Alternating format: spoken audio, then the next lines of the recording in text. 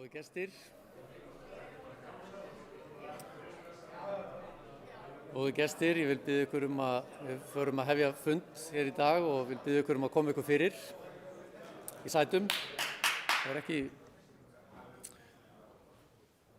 Góðir gestir, velkomin á þennan fund Samtaka iðnaðarins, Landsnets og SSNE hér í Hofi. Fundurinn í streymi líka, þannig að við erum með fleiri áhorfendur á vefnum. Nú hér í dag eru fjölmargir, verða flutt fjölmörg erindi sem að munu fjalla íbúðuppbyggingu og innviði og orkuöflun og orkumál. Þannig að ég veit að þetta verður mjög áhugavert hérna hjá okkur í dag.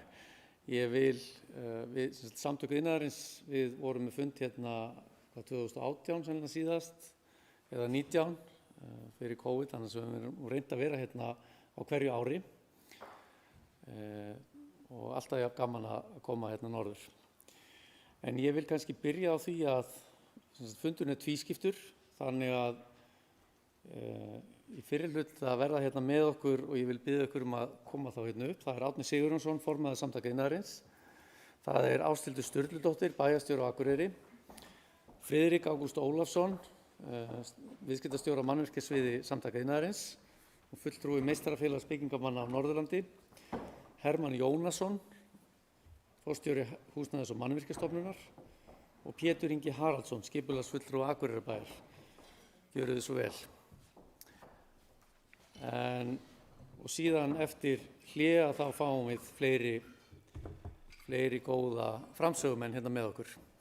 En ég vil þá bara bjóða hingað upp Árna Sigurjónsssyni, formanni Samtaka iðnaðarins. Gjörðu svo vel, Árni.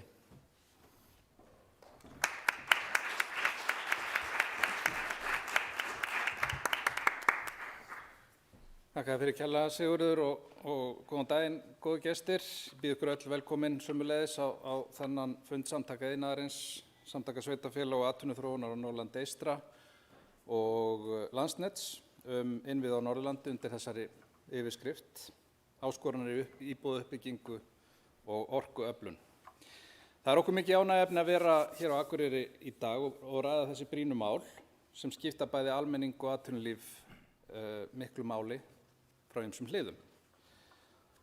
Nú það er óhætt að segja að fyrsta skýrsla Samtaka iðnaðarins og félags ráðgjafarverkfræðinga ástand og framtíðarhorfur innviða á Íslandi sem kom út síðla árs 2017 hafi haft mikil áhrif.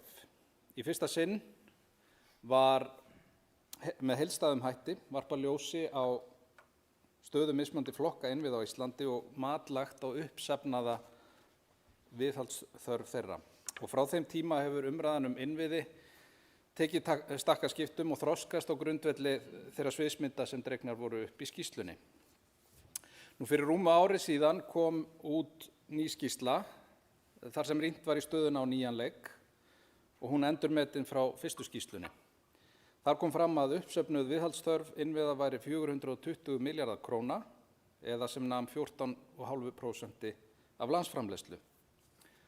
Þrátt fyrir verulegt átak af hálfu stjórnvalda og auknu fjármagni hafi verið veitt til viðhalds og uppbyggingu innviða frá árinu 2017 er okkur öllum ljóst að sú skuld sem stofnað var til með slæglegu viðhaldi á aðhaldsárunum eftir fjármálahrunið er enn allt of há. Við erum hins vegar á réttri braut og verulegur árangur hefur náðst en áfram er verk að vinna. Við gerum þá kröfu að engir hlekkir í þessari mikilvægu keðju bresti, en þegar það gerist erum við rækilega minnt á það hversu háð við erum orðin innviðunum. Það á ekki síst við orkuinnviðina eins og Norðlendingar hafa fengið að reyna með reglulegu millibili. Góðu gestir, Samtök iðnaðarins tileinka þetta ár grænni iðnbyltingu á Íslandi. Eina forsendum þess að við náum að grípa til raunhæfra aðgerða í loftslagsmálum er að hraða orkuskiptum. Þó við njótum þess að hafa forskot á flestar aðrar þjóðir á grundvelli öflunar og nýtingar endurnýjanlegrar orku til áratuga, liggur fyrir að auka þar raforkuframleiðslu á Íslandi verulega, ætli Íslendingar sér að vera virkir þáttakendur í þessari grænu byltingu með áframhaldandi hagvexti og bættum lífskjörum. Markmiðum Íslands kolefnishlutleysi og að við verðum fyrst ríkja óháð jarðefnaeldsneyti árið 2040 verður einfaldlega ekki náð nema orkuskipti verði möguleg. Í byrjun síðasta mánaðar var kynnt skýrsla starfshóps orku, umhverfis- og loftslagsráðherra stöðu og áskoranir í orkumálum, einmitt með vísan til þessara markmiða og áherslna stjórnvalda í loftslagsmálum. Skýrslan markar mikil tímamót í umræðu orku og loftslagsmál. Hún dregur fram staðreyndir og sviðsmyndir sem nauðsynlegt að leggja til grundvallar næstu skrefum og framtíðar ákvörðunum. Og þar kemur fram að loftslagsmarkmiðin þurfa að móta betur orkuframleiðslu og orkuflutning sem grunnur að því hversu vel okkur muni takast að framkvæma orkuskipti í samfélaginu. Og þá kallar orkuöryggi á aukna raforkuframleiðslu og öflugra flutnings- og dreifikerfi, ekki síst til að lágmarka sóun og tryggja að blómlegt og fjölbreytt atvinnulíf fái þrifist hringinn í kringum landið. Kostum í orkuöflun hefur fjölgað verulega og þeim mun halda áfram að fjölga á grundvelli grænu iðnbyltingarinnar. Fullt sjálfstæði í orkumálum raunhæft markmið með aukinni orkuöflun innanlands sem mikið hagsmunamál fyrir landsmenn alla.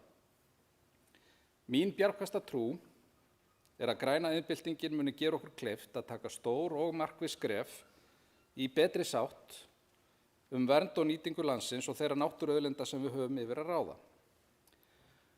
Þá einsýnt að sú orkukreppa sem nú ríkir í Evrópu muni ýta undir enn hraðari þróun og aukna nýsköpun í orkumálum þar sem íslenskt hugvit þarf að láta ljós sitt skína. En lykilatriðið að hefjast handa strax, eitt markvisst skref í einu og samtök iðnaðarins munu svo sannarlega leggja sín lóð á vogarskálarnar til að svo megi verða.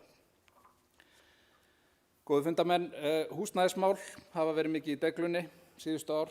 Verðhækkanir meiri og skarpari en við höfum áður séð sem stafar einkum af ójafnvægi framboðs og eftirspurnar sem og lóðaskorti. Þetta ekki einkamál höfuðborgarsvæðisins því íbúðamarkaður á Norðurlandi og í öðrum landshlutum hefur ekki farið varhluta af þessari stöðu. Átakshópar hafa verið skipaðir til að stuðla að lausn þessa vanda en sannast sagna á uppbygging húsnæðis ekki vera átaksverkefni. Þær endalausu upp- og niðursveiflur sem hafa einkennt húsnæðismarkaðinn hérlendis langa hríð eru einfaldlega ekki boðlegar. Aukið samstarf, byggingariðnaðar, ríkis og sveitarfélaga nauðsynlegt til þess að stuðla að stöðugleika á húsnæðismarkaði sem næst aðeins fram með því að stuðla að stöðugri uppbyggingu íbúðarhúsnæðis.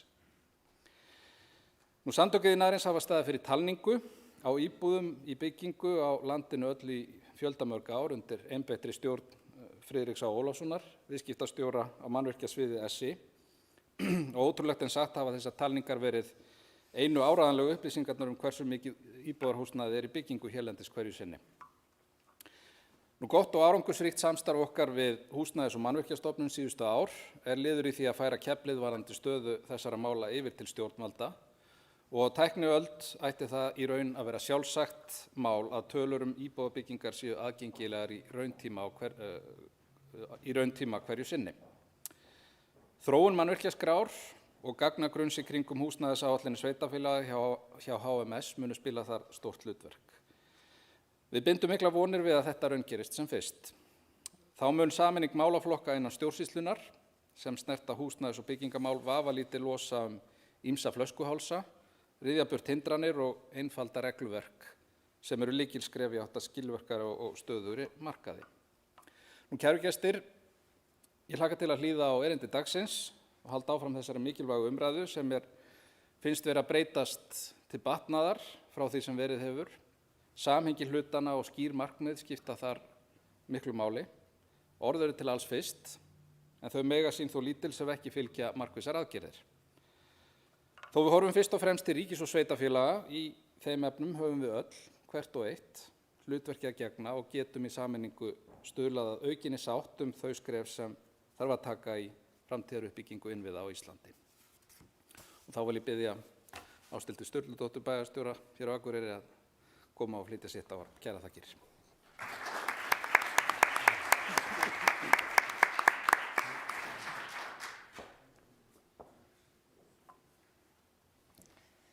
Takk fyrir, kæri formaður, góðu gestir.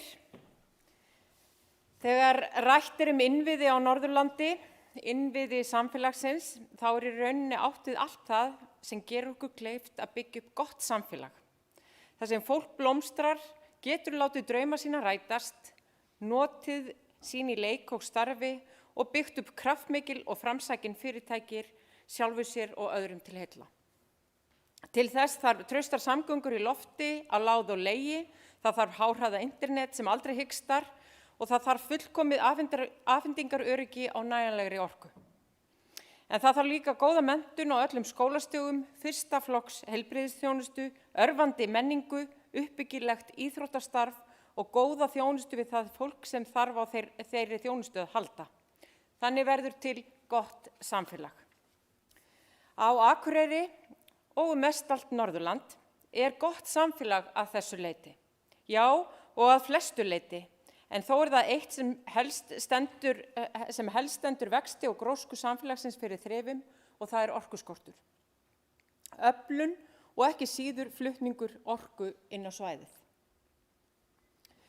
Íbúum Akureyrar fjölgaði talsvert umfram landsmeðaltal árið 2021 og var fjölgunin meiri en verið hafði langt árabil.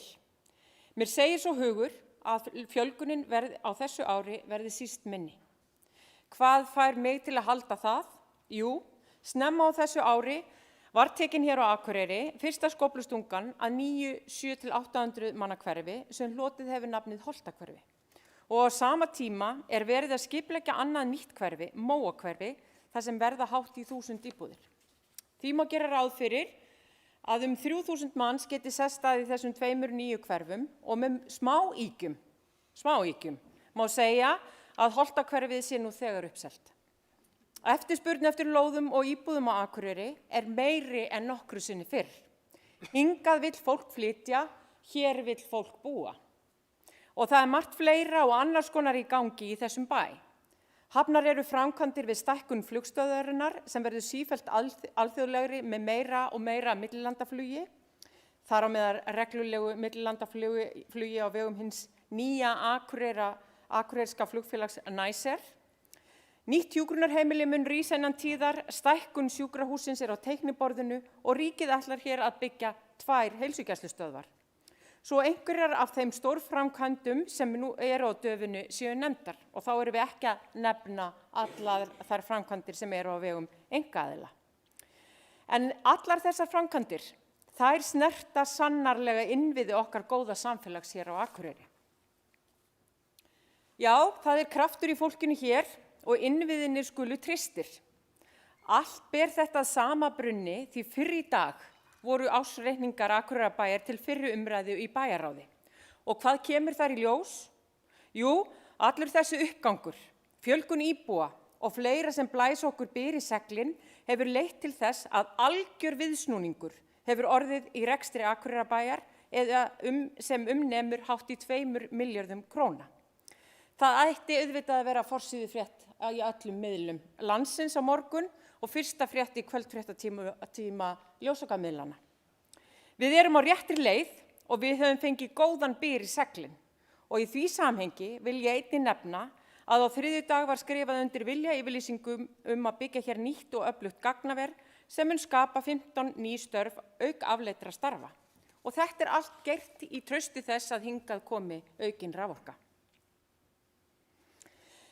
Réttið okkur sverari snúru, segi ég því, til að stinga í samband og þá verður vöxturinn hérna hjá okkur á Akureyri og Eyjafjarðarsvæðinu ennþá meiri. Og svo virðist vera að svera rafmagnssnúran sé nú þegar á leiðinni því það hillir undir að Hólasandslína 3 komist í gagni næsta sumar og Blöndulína 3 verði að öllum líkindum farin að skila okkur raforku og þar með hringtengingu árið 2024. En það að sjálfsögðu ekki nóg að bæta bara flutningskerfi orkunnar ef engin orkan. Við þurfum líka að tryggja nægt framboð raforku. Þjóðin sem heild þarf á meiri raforku að halda. Ástandið í heimsmálum núna þegar stríð geisar í Evrópu færir okkur enn frekar heim sannin mikilvægi þess að við aukum orkuframleiðslu okkar til mikilla muna og gerum Ísland algjörlega óháð jarðefnaeldsneyti. og við þurfum að klára orkuskiptum og byggja upp grænt Ísland. Það má gera með ýmsum hætti en við verðum á sama tíma að gera okkur ljóst að orkuöflun og umfang hennar er viðkvæmt mál sem er aldrei óumdeilt. Og hvað er til ráða? Við getum stækkað vatnsaflsvirkjanir sem fyrir eru, við getum stækkað jarðhitavirkjanir og farið í frekari jarðhitaleit, við getum sett upp vindorkuver, einnig má líta til virkjunar sjávarfalla og sólarorku og leita nýrra leiða til að beisla orkuna sem býr í landinu okkar. Já, við eigum að beisla án þess að valda óafturkræfu tjóni á náttúrunni, á sjálfbæran og umhverfisvænan máta. Góðir gestir, sem heyra má af framansögðu, þá blasir björt og skemmtileg framtíð við íbúum Akureyrar og vonandi Norrlendingum öllum. Það er þó algjörlega klárt mál og deginu ljósara að við þurfum að halda rétt á spöðunum og spila vel úr þeim innviðum sem þegar hafa verið byggðir upp og við þurfum betri snúru.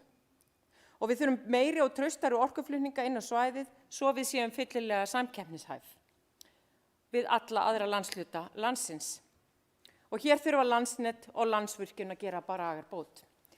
En ég vil þakka frumkvæðið frá Samtökum iðnaðarins og SSNE fyrir að halda þennan fund hér í dag. Ég er ákaflega glöð að sjá þann hóp sem hér er á þessum fundi og ekki síst gestina að sunnan og fagna því að þessi fundur sé haldinn. Hann er ákaflega mikilvægur og gott að fá fulltrúa Landsnets líka. Ég held að þeir fái aldrei of oft að heyra hversu mikilvægt það er að styrkja innviðina. En verið hjartanlega velkomin og gott að sjá okkur.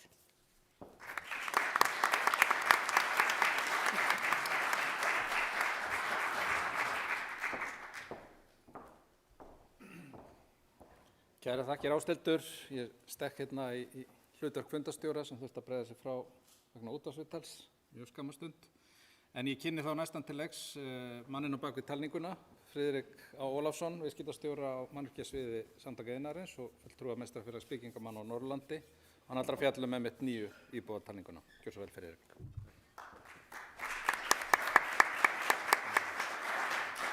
Já, kæru gestir, gaman að vera með ykkur hér í dag. Þið eru þeir fyrstu sem að fá formlega kynningu á þessari talningu. Oft hefur verið búin að halda kynningar fyrir sunnan og komið svo út á land, en enn og aftur Norðurlandi fyrst, gaman að því. Nú, fyrir ykkur til fróðulegs þá byrja ég að telja íbúðir í talningu árið 2007. Þá taldi ég bara í minni heimabyggð sem Hafnarfjörður og síðan árið eftir útvíkkaði ég þetta aðeins, tók Garðabæ og Kópavog með. Síðan var bara ákall að fá upplýsingar úr öðrum sveitarfélögum vegna þess að það var hvergi hægt að fá þessar upplýsingar sem er náttúrulega alveg galið. Ég keyri og síðustu 3 talningar, ég keyri 2 ári, en í síðustu 3 talningum hefur fulltrúar Húsnæðis- og mannvirkjastofnunar verið með mér, sem að hefur verið mikill léttir að vera ekki einn að keyra öll byggingasvæði á landinu. Og ég hef oft gantast með það, ég alltaf gantast með það því að Sigurður yfirmaður minn er ekki hérna. En ég hef oft gantast með það og ég er óvirkur á Facebook, en ég hendi mynd af mér á hestbaki með talningablokkin í hönd og spurði hvenær kemur önnur iðnbyltingin til mín. Talningafriðrik ríður héru landsins og telur íbúðir. Ekki segja Sigurður að ég hef sagt það. En hérna sjáið þið sem sagt hvað er í byggingu í dag á öllu landinu. Og ég ætla ekki að eyða rosalega miklum tími í sundurliðum á milli sveitarfélaga eins og ég hef oft gert. Hérna sjáið þið bara samtöluna og svæði innan fyrirtalningar SI, það er að segja áður en Húsnæðis- og mannvirkjastofnun kom með mér í þetta, þá taldi ég bara í stærri sveitarfélögum alls landsins. Og ég hef alltaf talið eftir íslensku staðlinn nr. 51 sem að ég kalla núna gamli staðallinn, hann var með 7 byggingastig, nýji staðallinn með 4, mér finnst hann ekki gefa nógu glögga mynd, þannig ég held með við gamla staðallinn, þó svo að ég seti nú í stjórn byggingastaðlaráðs og átti sök á því að breyta staðallinum. En þá sjáum við hér svæði innan fyrirtalninga sem sagt í september 2021 og þá er hérna í mars 21, þá sjáum við það gríðarleg aukning á því sem ég taldi venjulega. Hér er svæði utan talningar, SI, og þið sjáum að þetta er ekki margar íbúðir. Þarna erum við að tala Vestfirðina, Vesturland fyrir utan Akranes og Austfirðina og allar byggðir í sveit. Þannig að það er nú ekki stór hluti. Hér erum við með upplýsingar á byggingastig 1, þar að segja það búið að gefa út byggingarleyfi og gröftur hafin. Ég var aldrei með það í okkar talningu vegna þess að mér fannst þetta ekki gefa rétta mynd. Það er kannski grafinn grunnurinn, síðan er ekki hafin framkvæmdin alveg strax.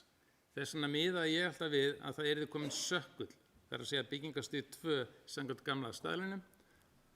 Og ef við setjum þetta saman, þá voru í september 5.900, tæp 6.000, en í dag, þegar við skoðum sömu tölur, þá er veruleg aukning og gleður okkur rosalega mikið. Og við viljum líta á þannig að loksins hefur verið hlusta á okkur og bætt í. Þannig að við lítum á þetta sem bara sigur. Nú, ef við skoðum þá næstu talningu, að þá sjáum við sundurliðuna hér uppi sjáum við höfuðborgarsvæði, nágrenni höfuðborgarsvæðisins, Norðurlandið hef ég sér á sjálfsögðu, af því að við erum stödd hér, og síðan annað á landsbyggðinni. Á byggingastig 1, að þá sjáum við að þetta er sundurliðun á því sem er núna inn í talningunni og svo koll á kolli. Og síðan er heildartalan hér, og það er náttúrulega eins og þið sjáum, þá er langmest á höfuðborgarsvæðinu. Hér sjáum við sveitarfélögin hérna á Norðurlandinu og ég ætla ekki að sýna Akureyri alveg strax, heldur tökum það sér. En þá sjáum við að í Skagafirði er verið að byggja 43 íbúðir og koll á kolli. Og hérna sjáum við skiptingun á byggingastígunum hérna uppi og allar þessar glærur verða aðgengilegar að fundi loknum, þannig að ég hvet ykkur eindregið til þess að skoða glærurnar. Og síðan bendi ég líka á inn á heimasíðu Samtaka iðnaðarins er greining okkar í heild sinni aðgengileg öllum. Hér sjáum við hvernig þetta er á Akureyri og það er náttúrulega langmest verið að byggja á Norðurlandinu hér á Akureyri. Það eru 214 íbúðir í byggingu og þá er það þar með talið á byggingastig 1. Og hér sjáum við að fókaldu og það munar náttúrulega rosalega líka mikið 65 íbúðir hérna niðri bæ sem er nýbyrjuð framkvæmd á. En hérna sjáum við frá 2017, yfirleitt taldi ég á Norðurlandinu einu sinni á ári, en vegna þess að Húsnæðis- og mannvirkjastofnun er komið með mér í lið, að þá bættum við inn septembertalningunni þannig að við teljum öll svæði á landinu 2 á ári. En þá sjáum við hvernig þrepaskiptingin er á þessu. Og þá sjáum við hér sundurliðina á byggingastig 1, þess að vera að grafa, það er ekki komin sökkull, 73 íbúðir sem er komin sökkull og það er 65 sökklar hérna niður í bæ og síðan koll á kolli byggingastig 3, þetta er í uppbyggingu, byggingastig 4 er fókhelt, byggingastig 5 er tilbúið til innréttinga og mér var sagt þegar við keyrðum og töldum að það væri nánast allt þegar selt sem er hér. Þannig að það er ekkert mannvirki á byggingastig 6 sem er fullbúið innan ófrágengi lóð og á byggingastig 7 ekkert. Hvað segir þetta okkur? Nú síðan ályktaði meistarafélag byggingamanna á Norðurlandi á sínum aðalfundi að varðandi 3 punkta, eða 3 atriði, þar sem að meistarafélagi fagnar Holtahverfinu sem að vonandi verður hægt að byrja að byggja bara á næstu vikum, vonandi fá verktakar að fara inn á það. Það er mjög gleðilegt, við þökkum fyrir það. Við þökkum líka fyrir það að þetta er komið í ferli, hérna vestan Borgarbrautar eða ekki, Borgarbrautar, Móahverfi var mér sagt í dag að væri komið nafn á, en Meistarafélagið skorar á bæjaryfirvöld að flýta framkvæmdum þannig að hægt verði að hefja byggingu á þessu svæði. Jafnframt því skorar Meistarafélag byggingamanna á Norðurlandi á bæjaryfirvöld að flýta vinnu við gerð deiliskipulags á næsta hverfi sem er á þessu svæði. Hafa það tilbúið þannig að það þurfi ekki að koma svona stopp eins og við teljum að hafi orðið á milli Hagahverfis og Holtahverfis. Þannig að þetta er áskorun Meistarafélagsins að hefja vinnu, skipulagsferlið er svo seinlegt því miður, þannig við verðum að vera tímaleg. Síðan skorar Meistarafélagið einnig á að skoða vel þetta svæði hérna sem að margir kalla dásemdarsvæði á Krossanesi. Hér fyrir ofan er ekki Krossanesborgir sem er annað dásemdar friðað útivistarsvæði. Í öllum sveitarfélögum á landinu er byggingarland við sjávarströndina uppáhalds byggingarsvæði.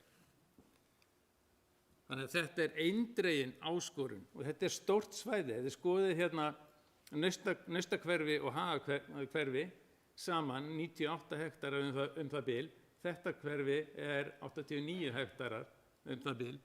Þannig að þetta er gríðarlega stórt svæði. Og Meistarafélagið áttar sig á því að það munu einhverjir segja 1, 2 og 3, já þetta er ekki framkvæmanlegt, það þarf að gera svo margt og þetta er flókið, en Meistarafélag segir einfaldlega þetta er dásemdarsvæði, þetta er uppáhaldsbyggingarsvæði allra og það er pólitíkurs að leysa úr þeim málum sem að þarf að leysa til þess að þetta sé hægt. Síðan er lokaglæran hjá mér. Þetta eru svona myndir af þessu svæði og hér eru nokkri punktar sem að eru undir og ég ætla ekki að fara að lesa þá.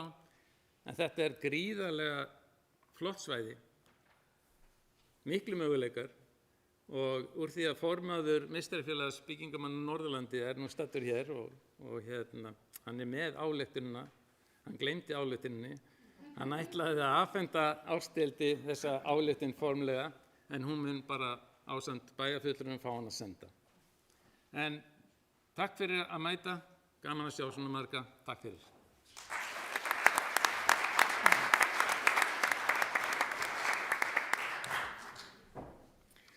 Já, takk fyrir þetta, Friðrik. Og takk. Þá ætlum við að fá bjóða hér velkomin Hermann Jónasson, forstjóra Húsnæðis- og mannvirkjastofnunar. Gjörðu svo vel.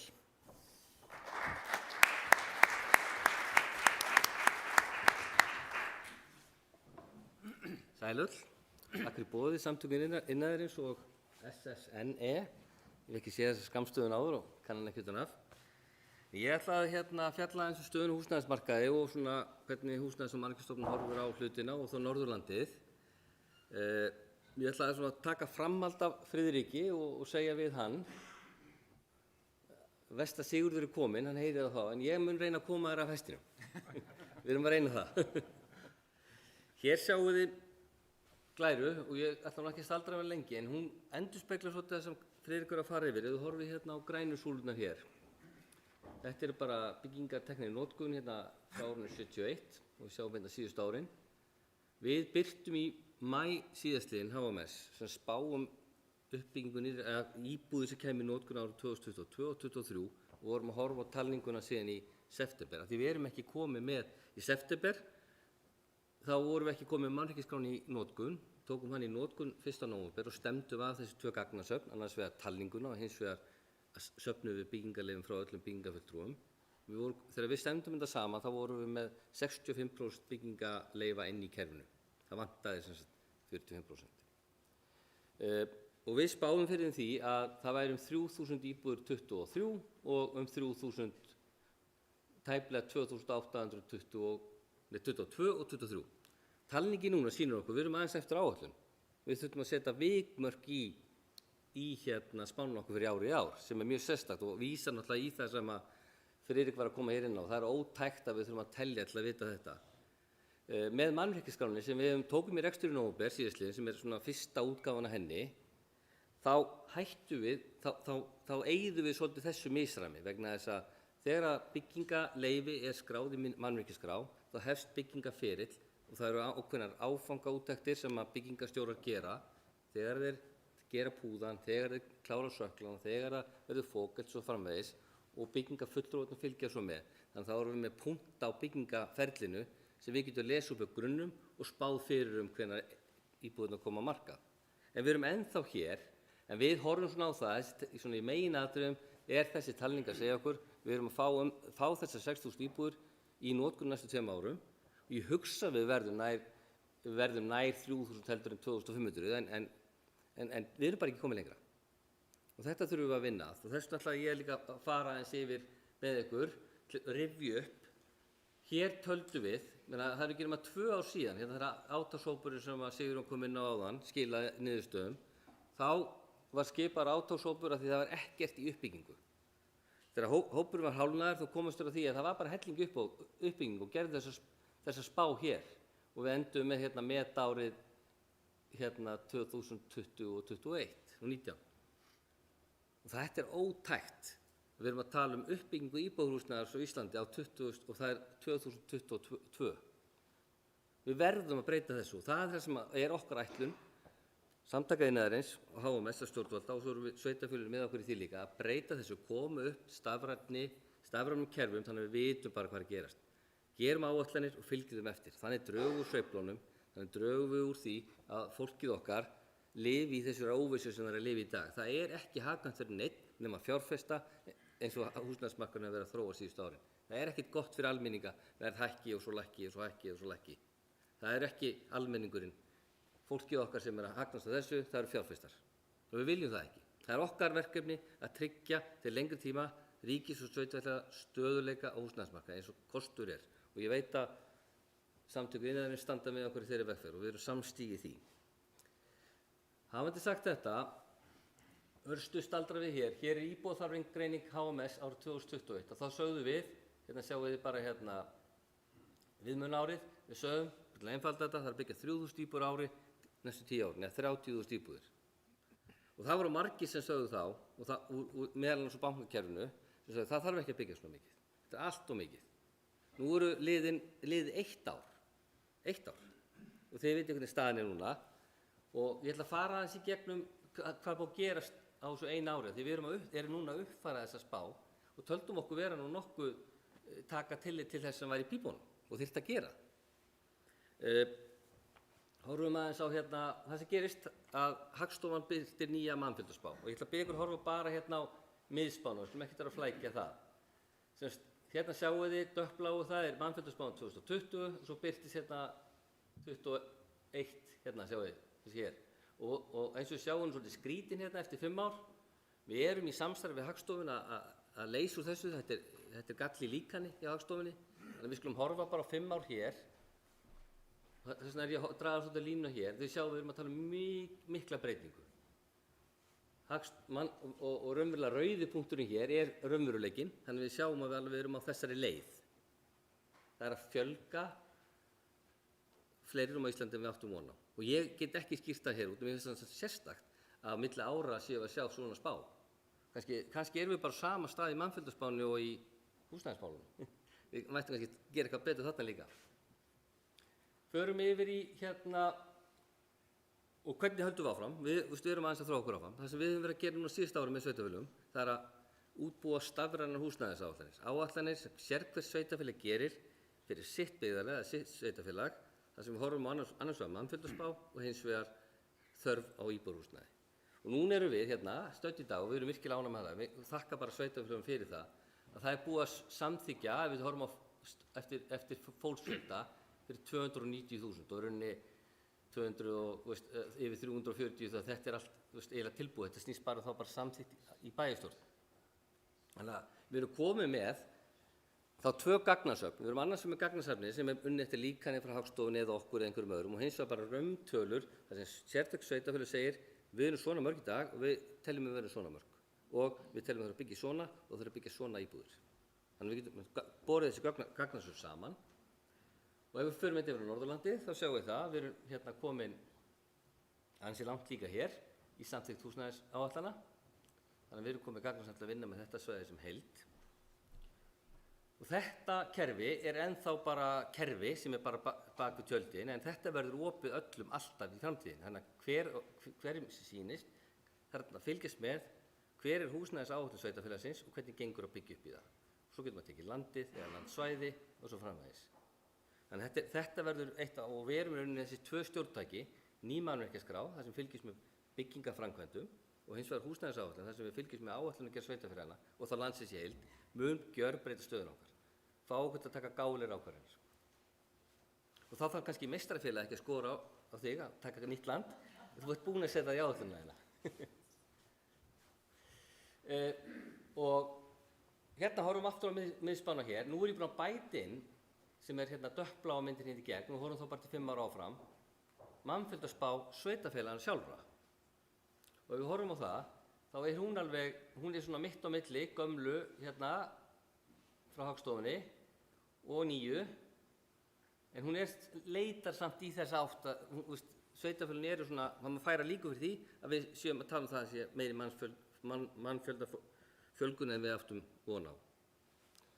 Hafandi sagt það, þá getur maður lagt saman 2 og 2 og sagt það eru vísbendingar um aukna íbúðaþörf, ekki satt? Eða okkur að fjölga, það vantar fleirum húsnæði. Það sjáum við þegar við skoðum þá þar íbúðaþörf sveitarfélaganna samkvæmt húsnæðisáætlunum. Sveitarfélögin að segja hér, næstu 10 árum þarf að byggja 34.000 íbúðir samkvæmt miðspáni sinni. Munið þegar ég var að segja 30.000 samkvæmt íbúðaþörfgreiningunni sem við gerum í fyrra.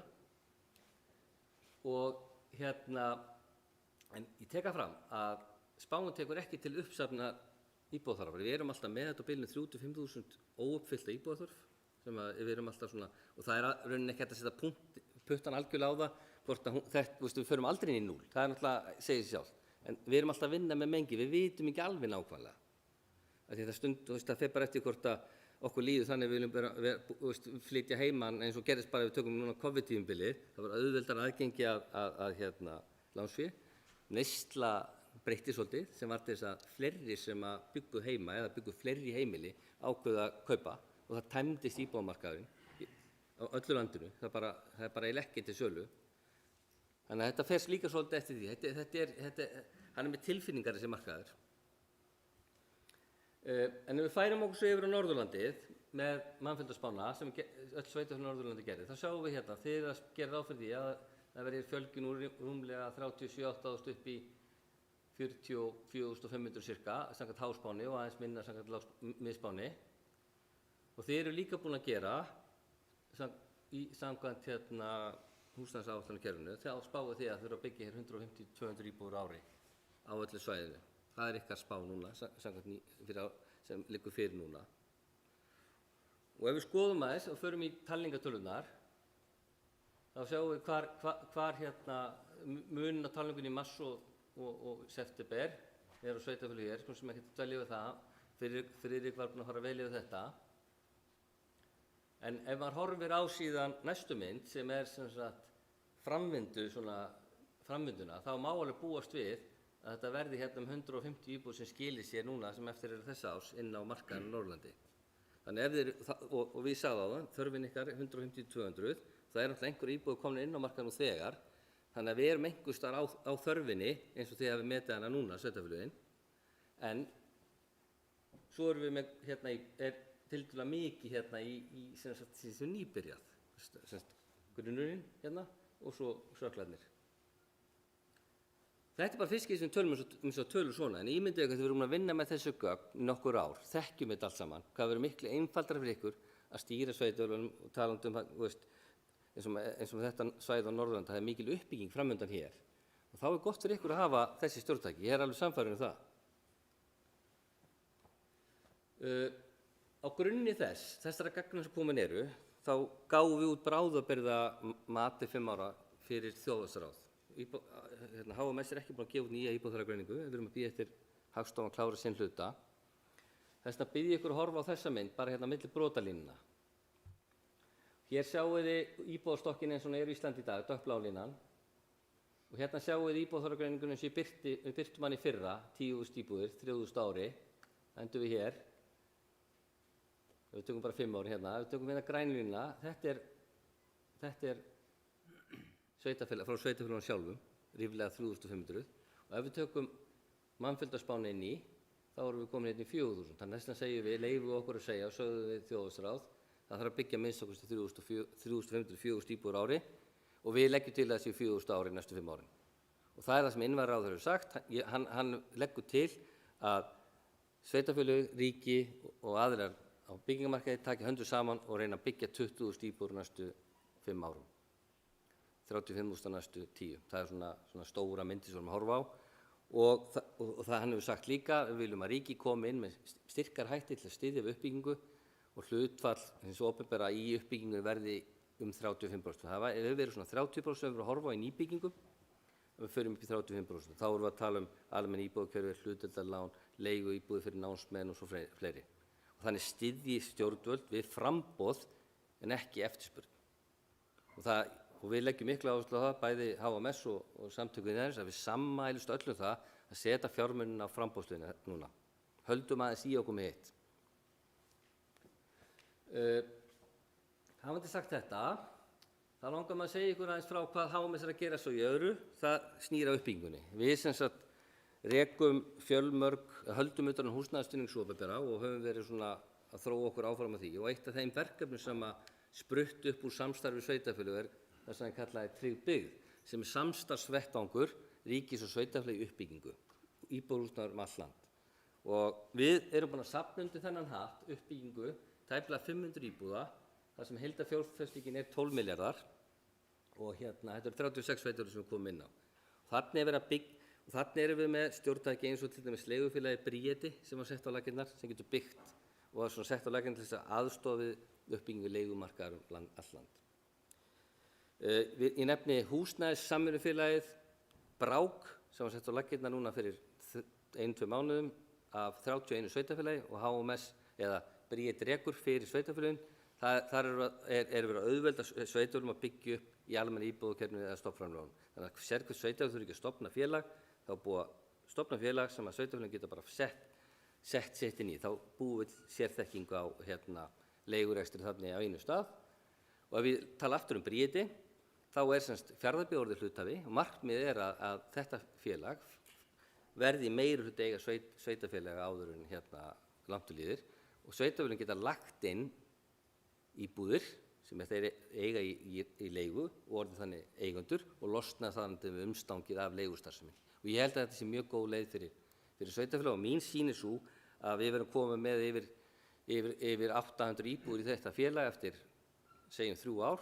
Það er 1800 félagslegar eða samfélagslegar íbúðir á landsbyggðinni. Að við kæmum svona stórum hluta því í þetta félag, þá erum við með bolmagn til að bregðast við uppbyggingu leiguíbúða um allt land. Það voru líka settar á laggir á þessu sama tíma, það voru sett ný tegund af lánum fyrir landsbyggðina, bæði fyrir einstaklinga og félög til að stuðla að uppbyggingu. Og þannig eru mörg verkfæri sem hægt er að nýta og ég nefni bara sem dæmi hér, á Norðurlandinu er nú verið að byggja 51 íbúð í hlutdeildarlánakerfinu, það eru 113 íbúðir í stofnframlagakerfinu og svo er leigufélagið Bríeti að byggja 20 íbúðir. Og við erum núna nýjasta verkefnið með Skagaströnd, það sem undirrituð viljayfirlýsing núna bara í byrjun árs. Þannig að þannig eru tækjutól sem vinna þessar uppbyggingu saman, þessar innviðauppbyggingu á landsbyggðinni. Við erum til samtals þegar hentar sveitarfélögunum. Við erum að vinna saman á mjög mörgum sviðum og ég hveti ykkur, og sérstaklega núna á Norðurlandinu, að horfa til þess hvernig við getum stuðst að því að byggja upp hér betra og meira íbúðarhúsnæði fyrir ykkar íbúa og væntanlega þá íbúa sem þið viljið fá hingað, eins og mér heyrðist nú og þið ætlaði að stækka svolítið. Þannig að við erum með ykkur í því og ég ætla að enda þetta bara þessu og þakka fyrir mig.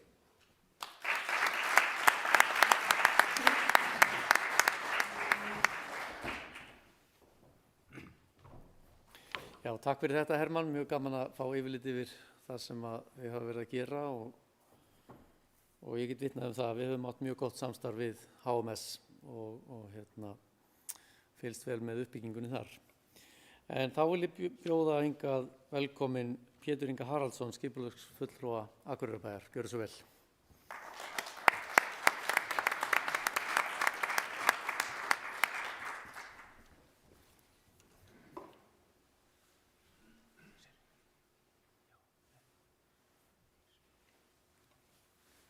Komið sæl. Í þessu erindum framtíð skipulags á Akureyri ætla ég að taka boltann þar sem Friðrik skildi við hann. Friðrik tók fyrir hvað í gangi, en ég ætla að fjalla hvað framundan í íbúðabyggingu á Akureyri. En áður en ég fer að kynna ykkur nýju íbúðahverfin sem aðeins búið að minnast á hérna, þá ætla ég að fara svona stuttlega yfir þær forsendur sem við leggjum til grundvallar ákvörðunum skipulag og lóðaframboð. Verkefni sem ansi snúið í landi þar sem sveiflur eru meiri en æskilegt eins og þróun síðustu ára sýnir. Megin forsendan auðvitað íbúðaþróun. Og eins og sjáum á þessari mynd þá íbúðum í sveitarfélaginu fjölga jafnt og þétt undanfarin 20 ár, þó svo sveiflurnar hafi verið miklar. Bláa línan sýnir heildarfjölda íbúa, svo rauða eða appelsínugula, hún sýnir hlutfallslega fjölgun per ár og gráa línan sýnir meðal fjölgun á árið þetta tímabil. Á þessu 20 ára tímabili þá fjölgaði íbúum með 4.500 manns eða næstum 23%. Hlutfallsleg fjölgun íbúa var töluvert meiri fyrir hluta tímabilsins. En eftir nokkur mögur ár þar á eftir virðist sem það sé að birta til, þar sem íbúafjölgun síðasta árs var nokkuð mikil eða 2,2%. Og verkefni okkur á Akureyrarbæ náttúrulega að tryggja til séu lóðir til að byggja íbúðir fyrir þessa nýju íbúa. Íbúafjölgun samt ekki eina forsendan. Það sem breytt fjölskyldumynstur á Íslandi hefur áhrif. Í gegnum tíðina hefur miðað við svona 2,5 til 2,6 íbúa per íbúð. Í aðalskipulaginu hjá okkur í dag miðað við 2,3. Þetta bara að breytast. Þetta verður föðum við sér að það nauðsynlegt að byggja íbúðir þó svo að verði engin fjölgun. Það þörf fyrir íbúðir bara út af breyttri fjölskyldumynstri. Og svo Akureyri mjög vinsæll sumar- og vetrardvalarstaður og gott að vera á skíðum í dag til dæmis fyrir íbúa annars staðar á landinu og þá sérstaklega þeirra sem búa á suðvesturhorni landsins. Það hefur gert það að verkum að ansi stór hluti íbúða hér á landi eru eigu aðalar sem eiga ekki lögheimili hérna. Íbúðir sem nýttar sem orlofsíbúðir í ferðaþjónustu. Íbúðir eigu félagasamtaka, einkaaðila og fjárfesta. Skíðaíbúðir svolítið. Með tölusingum framkom í aðalskipulaginu 2017 og frá 2017 að þá hlutfall þessara íbúða 11,4% sem 1000 íbúðir. Og með við þróun síðustu ára þá talið að hlutfallið hafi bara aukist síðan jafnvel komið upp í 14%. Og þetta háa hlutfall gerði að verkum að við getum ekki eingöngu litið á íbúðaþróun eða breytta fjölskyldumynstur. Við verum að taka þetta líka með reikningi. Hér á þessari glæru má sjá hvernig þróun íbúða uppbyggingar hefur verið á Akureyri. Fyrir sama tímabili sýndi áðan. Miðað súlurnar við fjölda íbúða sem hafist var handa við á því ári. Og eins og sjá má eru sveiflurnar mjög miklar, en líklegast í samræmi við mörg önnur sveitarfélög á Íslandi.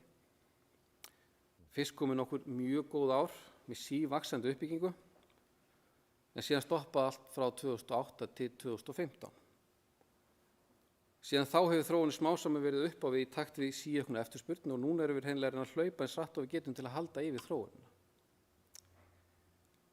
Þarna út í enda þar 2022 og með við hófara spá að þá líklegt að framkvæmdir hefjist við uppbyggingu 236 íbúða þessu ári, en ef allar áætlanir ganga eftir verða 350, sem þá hærra heldur en hið góða ár 2007. Þessi munur á tölum skýrist einfaldlega því að hluti íbúðana eru í skipulagsferli sem vonandi klárast á næstu vikum eða mánuðum. Þannig að við ekki að segja að talan sé einhvers staðar á milli. Þá ætla ég að fara hvað við erum að gera. Undanfarið 15 til 20 ár hefur Akureyrarbær verið að þróast í átt til suðurs. Og nú í sumar hefjast framkvæmdir á síðustu lóðunum í Hagahverfinu sem syðsta hverfi bæjarins í dag. Með aðalskipulagi sem tók gildi árið 2018 var ákveðið að bíða með áframhaldandi þróun til suðurs í bili og frekar stefna á uppbyggingu norðanmegin í bænum og á þéttingarsvæðum innan núverandi byggðar. Fyrst var skipulagt fyrir Holtahverfi eins og komið hérna áðan og uppbygging að hefjast þar bara á næstu vikum eða mánuðum. Sumir verktakarnir eru bara tilbúnir og vera að bíða eftir að við segjum go. Og akkurat núna, bara í dag, nýtt deiliskipulag fyrir svokallaða Móahverfi í auglýsingu. Það meira þess að kynningarfundur akkurat í dag.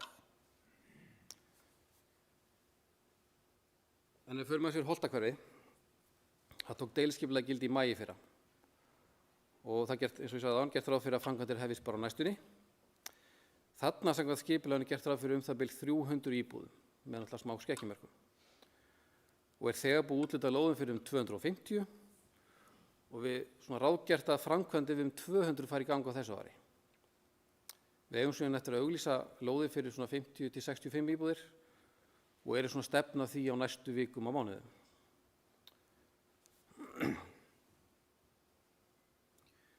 Hér sjáum við mynd á skipulaginu og svæðinu og má eiginlega skilgreinda svæði sem svona hálfgert þéttingarsvæði. Þar sem á svæðinu voru 7 íbúðir og sferir, auk sem það liggur alveg upp að eldra hverfi. Staðsetningin er alveg frábær, þarna við ströndina og smábátahöfnina. Þetta svæði hefur í nokkuð tíma verið skilgreint sem þéttingarsvæði. En eitt af því sem kannski tafið ákvörðun uppbygginguna er nálað við Krossanesbraut. En það er mjög mikil umferð á stórum bílum. Með deiliskipulaginu er verið að beina þeirri umferð upp á þjóðveginn og gera Krossanesbrautina á þessum stað í svona 30 km götu. Þannig að þessi auðveldar að tengja saman ný hverfi bara á auka og öryggi gangandi vegfarenda. Þetta er náttúrulega bara eykur líka gæði þeirra sem eru þegar búsettir þarna að komast niður á strönd. Þá er það Móahverfið sem er nýtt íbúðahverfi fyrir allt að 1100 íbúðir. Talan hefur alltaf verið svona aukast smá saman. Þetta er saman með Holtahverfi, upphaflega var þetta fyrir 100 íbúðir en endar í 300. Og eins og ég sagði deiliskipulagið í auglýsingu og það er stefnt að taka gildi núna á vormánuðum. Sem hvað bæjarstjórn verið dugleg að klára þetta. Og ég. Hönnun hverfisins í hafin, þar sem markmið er að hafa hverfi tilbúið til uppbyggingar svo fljótt og mögulegt er. Þannig að við erum strax búið að bjóða út hönnun á hverfinu og við erum strax farin að skoða allt sem getur komið upp til að vera tilbúin. Og með það markmið að það sé bara hægt að byggja eins fljótt og hægt er. Við stefnum að hafa uppbyggingu 2023, það gæti fest til 2024, en það er ef það er ekki talin þörf á svona hraðri uppbyggingu. En það er þó betra að vera tilbúin eins og við komum fram hérna áðan. Það er betra að þá bara eiga þetta tilbúin, skipulagið og svo bara sjá til. Og miðað við að uppbygging getur tekið svona 57 ár, en eins og við þekkjum að þá er þetta óvissa fyrir hendi. Og ég veit ekki hvort okkur lánist til að verða stabíl í landi, en við vonum það besta. Og hérna er mynd sem sýnir Móahverfið, norðan við Giljahverfi og vestan við Síðuhverfi.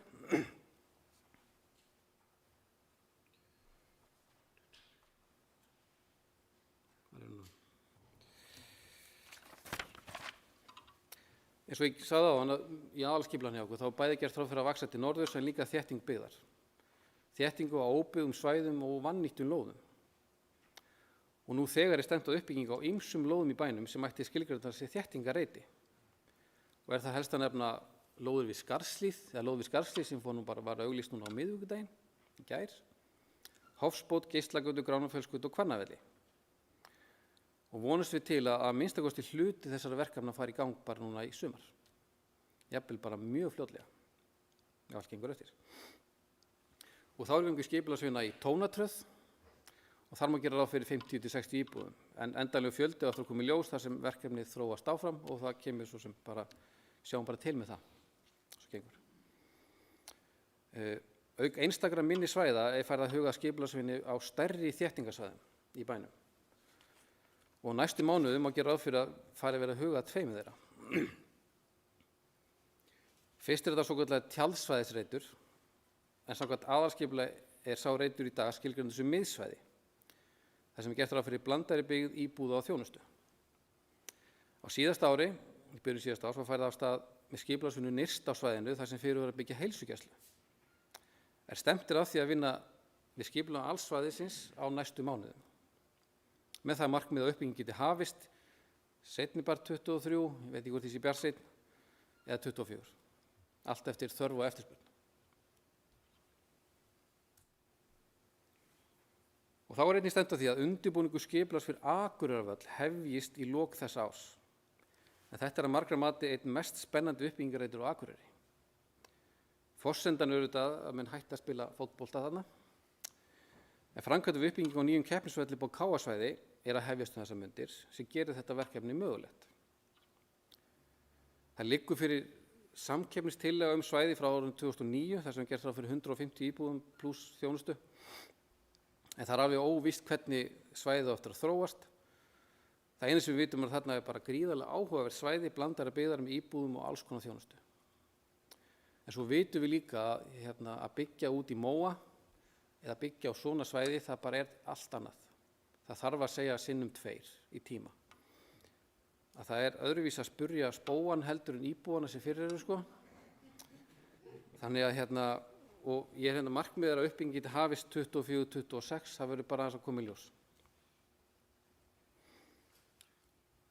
Þá ég búin að fara svona yfir það helsta sem í pípunum hjá okkur á næstunni. En samkvæmt ný samþykktir í húsnæðisáætlun þá gert ráð fyrir uppbygging hefjist á 1900 íbúðum á tímabilinu 21 til 29. Sem gera 210 íbúður að meðaltali á ári, sveiflast aðeins milli ára. Spurningin það nóg, það of mikið? Ég verð að viðurkenna að þrátt fyrir alls konar gögn þá erfitt að spá fyrir framtíðarþörf fyrir lóðir.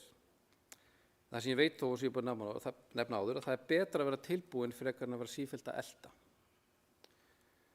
Það verður þó að viðurkennast að þróun síðastliðin árs hefur komið óvart þar sem eftirspurnin miklu meiri en allar spár hjá bænum gerir ráð fyrir. Svona nánast þannig að maður bara hent Excel-skjalinu. En eitthvað sem við munum vonandi læra í framtíðinni. En bara sem dæmi eitthvað að þá húsnæðisáætlun sem var samþykkt í janúar 2019. Hún skoða bara íbúða þróunina og hún gerir ráð fyrir að þetta byggja 80 íbúður ári næstu 5 árin. Og við erum að fara að byggja 210 og það eflaust einhver inni sem finnst allt og lítið sko. Þannig að það eru fullt af áætlunum í gangi, það eru misvísandi en við þurfum bara að reyna að læra og svona bara lokum.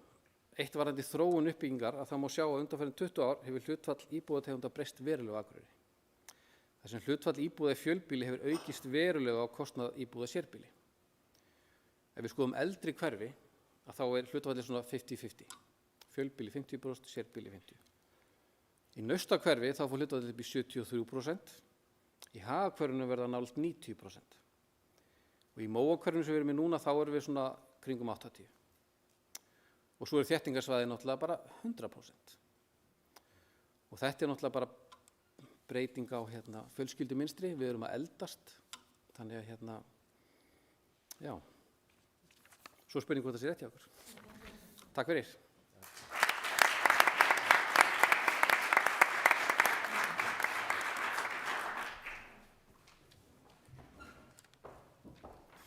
Takk kærlega fyrir þetta, Pétur, þessa góðu og áhugaverðu yfirferð. En þá tími fyrir spurningar. Ég vissum að það margt sem brennur á ykkur eftir þessu fróðlegu erindi. Og það hljóðnumi hérna í salnum. Kannski meðan við bíðum að væri áhugavert að heyra kannski frá þér, Hermann. Sko, þarna kom fram í góðu erindi Péturs að það væri betra að vera tilbúin og svona undirbúa, fara í skipulag og fleira, þannig að við sjáum náttúrulega ekki algjörlega fyrir hvernig eftirspurnin þróast. Og nú hafið verið að fá húsnæðisáætlanir frá sveitarfélögunum. Hvernig svona blasir þessi mynd við ykkur? Eru sveitarfélögin tilbúin? Heyrist hér bara? Já, Halldór. Já, takk fyrir spurninguna. Ég verð að hrósa sveitarfélögunum fyrir það að þau að gera mjög góðar húsnæðisáætlanir núna og verið að gera sér grein fyrir uppbyggingunni. En við erum með, og ég var nú ekki með það núna í kynningunni hjá mig núna, en við sjáum það svolítið á húsnæðisáætlununum. Það gott framboð á lóðum og þetta á sérstaklega við höfuðborgarsvæðið að þegar maður skoðar lóðirna virðist vera svona tiltölulega nóg af þeim en þær eru ekki byggingarhæfar. Þannig að eins og staðan í dag þá eru byggingarhæfar lóðir langt fyrir ef við horfum bara á stöðun á byggingarhæfum lóðum þá munum við ekki ná að byggja þessar 3.000 talningum 4.000 íbúðir á ári næstu árin.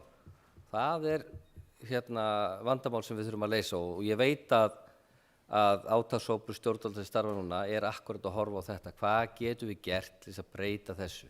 Því þetta er allt mannanna verk, þetta er bara við sem á skrifstofunni erum að tefja afgreiðslur eða ferla. Þetta er ekki eitthvað svona, hvað segir maður, lögmál. Þetta er bara við. Skiljaða. Hér er spurning.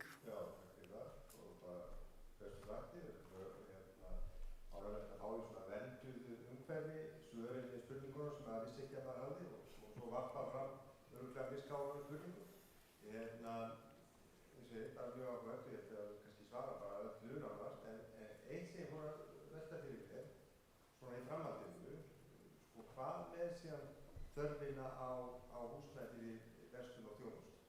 Hvernig metum við það? Rennum við blint í sjóinn eða höfum við einhverja sambærilega leiðir til þess að meta það?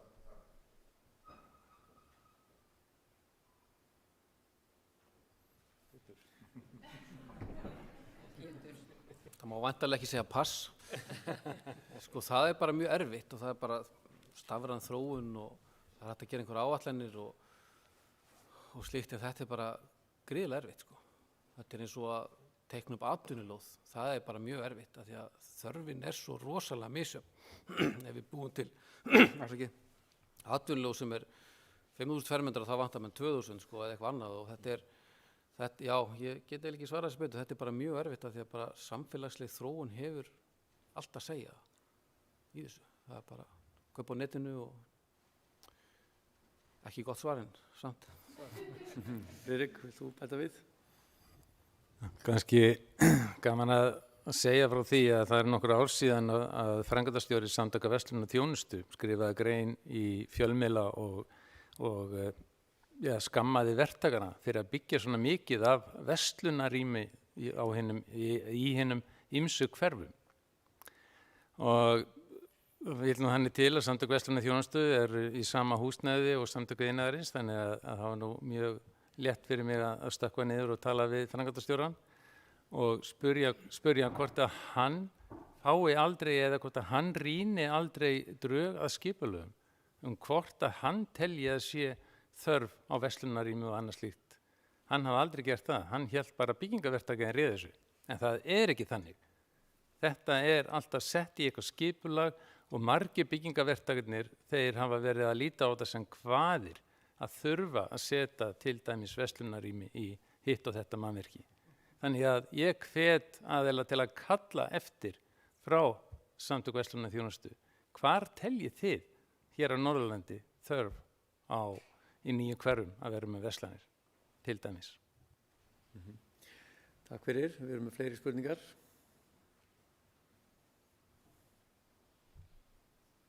Já, mér gafst að spyrja kannski Hermann og kannski Pétur líka. Þetta hefur orðið svona aðeins flóknar heldur árunum hvað er í boði að svona þessum styrkjum eða þessum leiðum eða áætlunum opinberra ríkisins til að styðja við að það séu byggðar íbúðir. Eru þið hjá samtökum iðnaðarins, eru þið svona sérfræðingarnir sem hægt er að leita til að fá almennilega yfirsýn yfir þetta?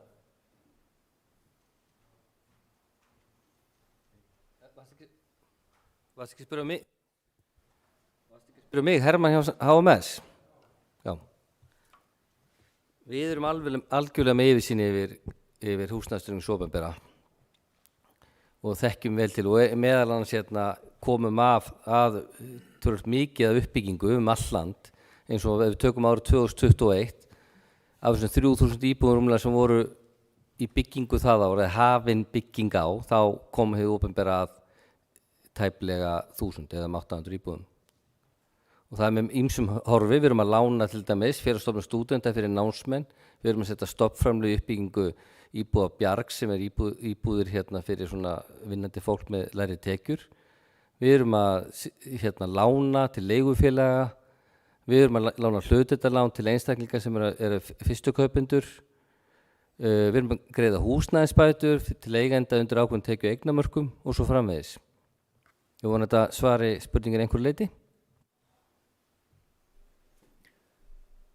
Takk fyrir það.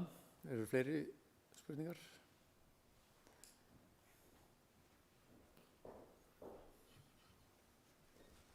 Komið sæl, ég heiti Heiðar Björnsson og er framkvæmdastjóri SSN. Mig langaði að beina einni spurningu til Hermanns sem að snýra miðlun upplýsinga húsnæði byggingu og íbúðaþróun. Sérðu fyrir þér hvenær þið séu komið á þann stað að þetta séu orðið nægilega upplýsandi fyrir sveitarfélag til að taka ákvarðanir út frá þessi tenging annars vegar ykkar skráningar og svo hins vegar þjóðskrár?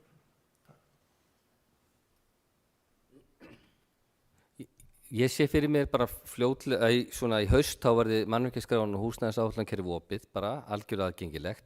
En við erum svo, og ég veit ekki hvort þú tekið eftir, en það er semst fyrirhugað að sameina fasteignaskrá við rekstur HMS og þá náum við á einum stað, einum aðgangi að þessu öllu saman. Og hugmyndin er þá að hér, það er bara áætlun og svo hvernig okkur gengur að fylla upp í hana og svo yfirlitið við þau mannvirki og þar fasteignir sem til eru. Takk, gjörðu svo vel. Já, sæl, Sunna heiti ég. Hermann, þú verðist vera vinsælasti gaurinn hérna í dag. Þú komst aðeins inn á hlutendarlánin áðan og mér langar aðeins að spyrja hvernig þú sér fyrir að sveitarfélag getur komið að því að fjölga íbúðum sem að geta fallið undir umsóknir hlutendarlán. Ég veit ekki hvort að þú sér bestu til að svara því eða Pétur. Hermann, greinlega. Ég skal svara því. Sveitarfélag getur komið að því bara með því að hafa nægt lóðuframboð í boði. Við erum að horfa á hlutdeildarlánakerfi til 10 ára núna og við viljum gera samning og gerum samninga við byggingaraðila uppbyggingu og ef þeir hafa aðgengi að lóðum þá geta það byggt hagkvæmar íbúðir. Auðvitað vorum við svolítið óheppnir með það þegar við kynntum hlutdeildarlánakerfið þá fórum við beint upp í þessu uppsveiflu. En svona í eðlilegu árferði og sérstaklega í árferði sem er ekki svona rosalegu þrýstingur í hagkerfinu, þá er þetta svona öryggisventil fyrir byggingarinn að geta haldið áfram þegar það er niðursveifla almennt, þá getur hlutdeildarlánakerfið komið hraðar inn og svo önnur fjármögnun vegans opinbera. Þannig bara lóðir, þá gerist þetta. Það er lykilorðið hérna hjá okkur, lóðir. Fleiri spurningar? Gjörðu svo vel. Sæl, takk fyrir áhugavert og gaman að sjá hvað mikið framöndan hérna á Akureyrarbæ. Það er talsvert sem að maður tók eftir að fara af stað svona frá með 2024 af verkefnum og kannski spurningin til Ásdeldar og Péturs hvað með árin fram að því, erum við þá að horfa á Hagahverfi og Holtahverfi fyrst og fremst til að svara eftirspurningarinnu þá? Pétur, vilt þú ekki svara þessu? Jó, við erum eins og ég sagði áðan, í sumar erum við að klára Hagahverfið. Það er svona uppsópið eiginlega bara síðustu lóðunar. Mest eftir bara sérbýlishús. Og svo erum við í sumar þá að byrja á Holtahverfinu. Og það byrja núna bara eins og ég sagði næstu vikum. Og það verður þá fram að Móahverfi eða með. Og hvort að Móahverfi byrji þá á næsta ári. Það er stefnan ennþá hjá okkur. Og við allar áætlanir miða við það að 2023 getum við farið af stað í Móahverfinu. Þannig að það er svona, og svo eins og ég nefndi á hann, þá eru bara svona ýmsir þéttingarreitir í gangi, það sem kannski má segja, það er aðeins öðruvísi skipulag, þar hafa lóðarhafanir frumkvæði að skipulaginu svolítið, það er menn kaupa gömul hús, komið tillögur, en það er svona aðeins öðruvísi ferli, en við gerum væntingar að það séu slatti af þéttingarreitum sem fari í gang á næstu 2 árum. Ljómandi, takk fyrir það. Eru fleiri spurningar? Og ef svo ekki, þá langar mig að biðja formann Meistarafélags byggingamanna á Norðurlandi, Sigurð Sigþórsson, að koma hér. Ég veit að hann með áskorun, ekki satt, afhenda bæjarstjórnum. Gjörðu svo vel.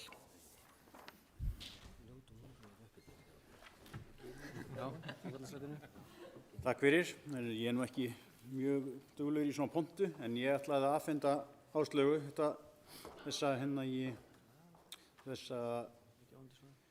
það var í von aðalfundar og stjórnar MBN að þessi atriði sem voru talin upp hér á undan fái efnislega umfjöllun og að stjórn MBN fái formleg svör frá bæjaryfirvöldum og niðurstöður umfjöllarinnar. Og afhendir þessa umfjöllun og þetta verður sent á alla bæjarfulltrúa líka og komandi. Ég sé að nokkrir þeir vilja fá vinnu hérna hafa komið og hlusta á þetta. Takk fyrir.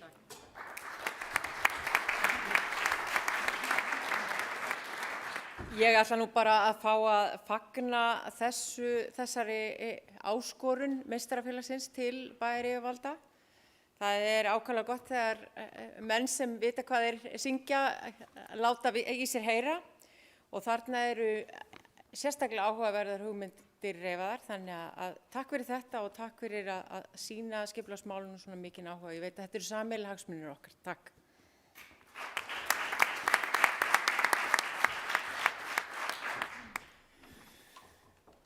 Heyrðu, þá er komið að kaflaskiptum hérna hjá okkur á fundinum.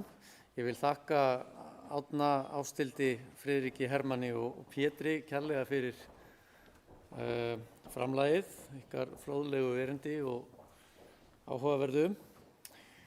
Við erum svona aðeins á eftir áætlun, en ég veit að það er líka vegna þess að fengum svo mikið af góðum og áhugaverðum spurningum. En þá vil ég bjóða hingað upp Sigríði Mogensen, sviðsstjóra iðnaðar- og hugverkasviðs Samtaka iðnaðarins, Sverri Jan Norðfjörð, framkvæmdastjóri þróunar- og tæknisviðs Landsnets, Guðmund Hauk Sigurðsson, framkvæmdastjóra Vistorku og Evu Hlín Derriksdóttir, framkvæmdastjóra Raftákns. Gjörið þið svo vel.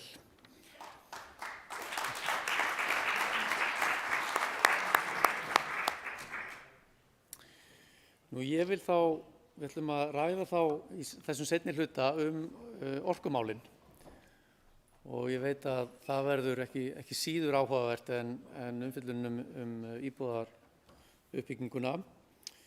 Þannig að ég vil bjóða Sigríði Mogensen að gjöra svo vel.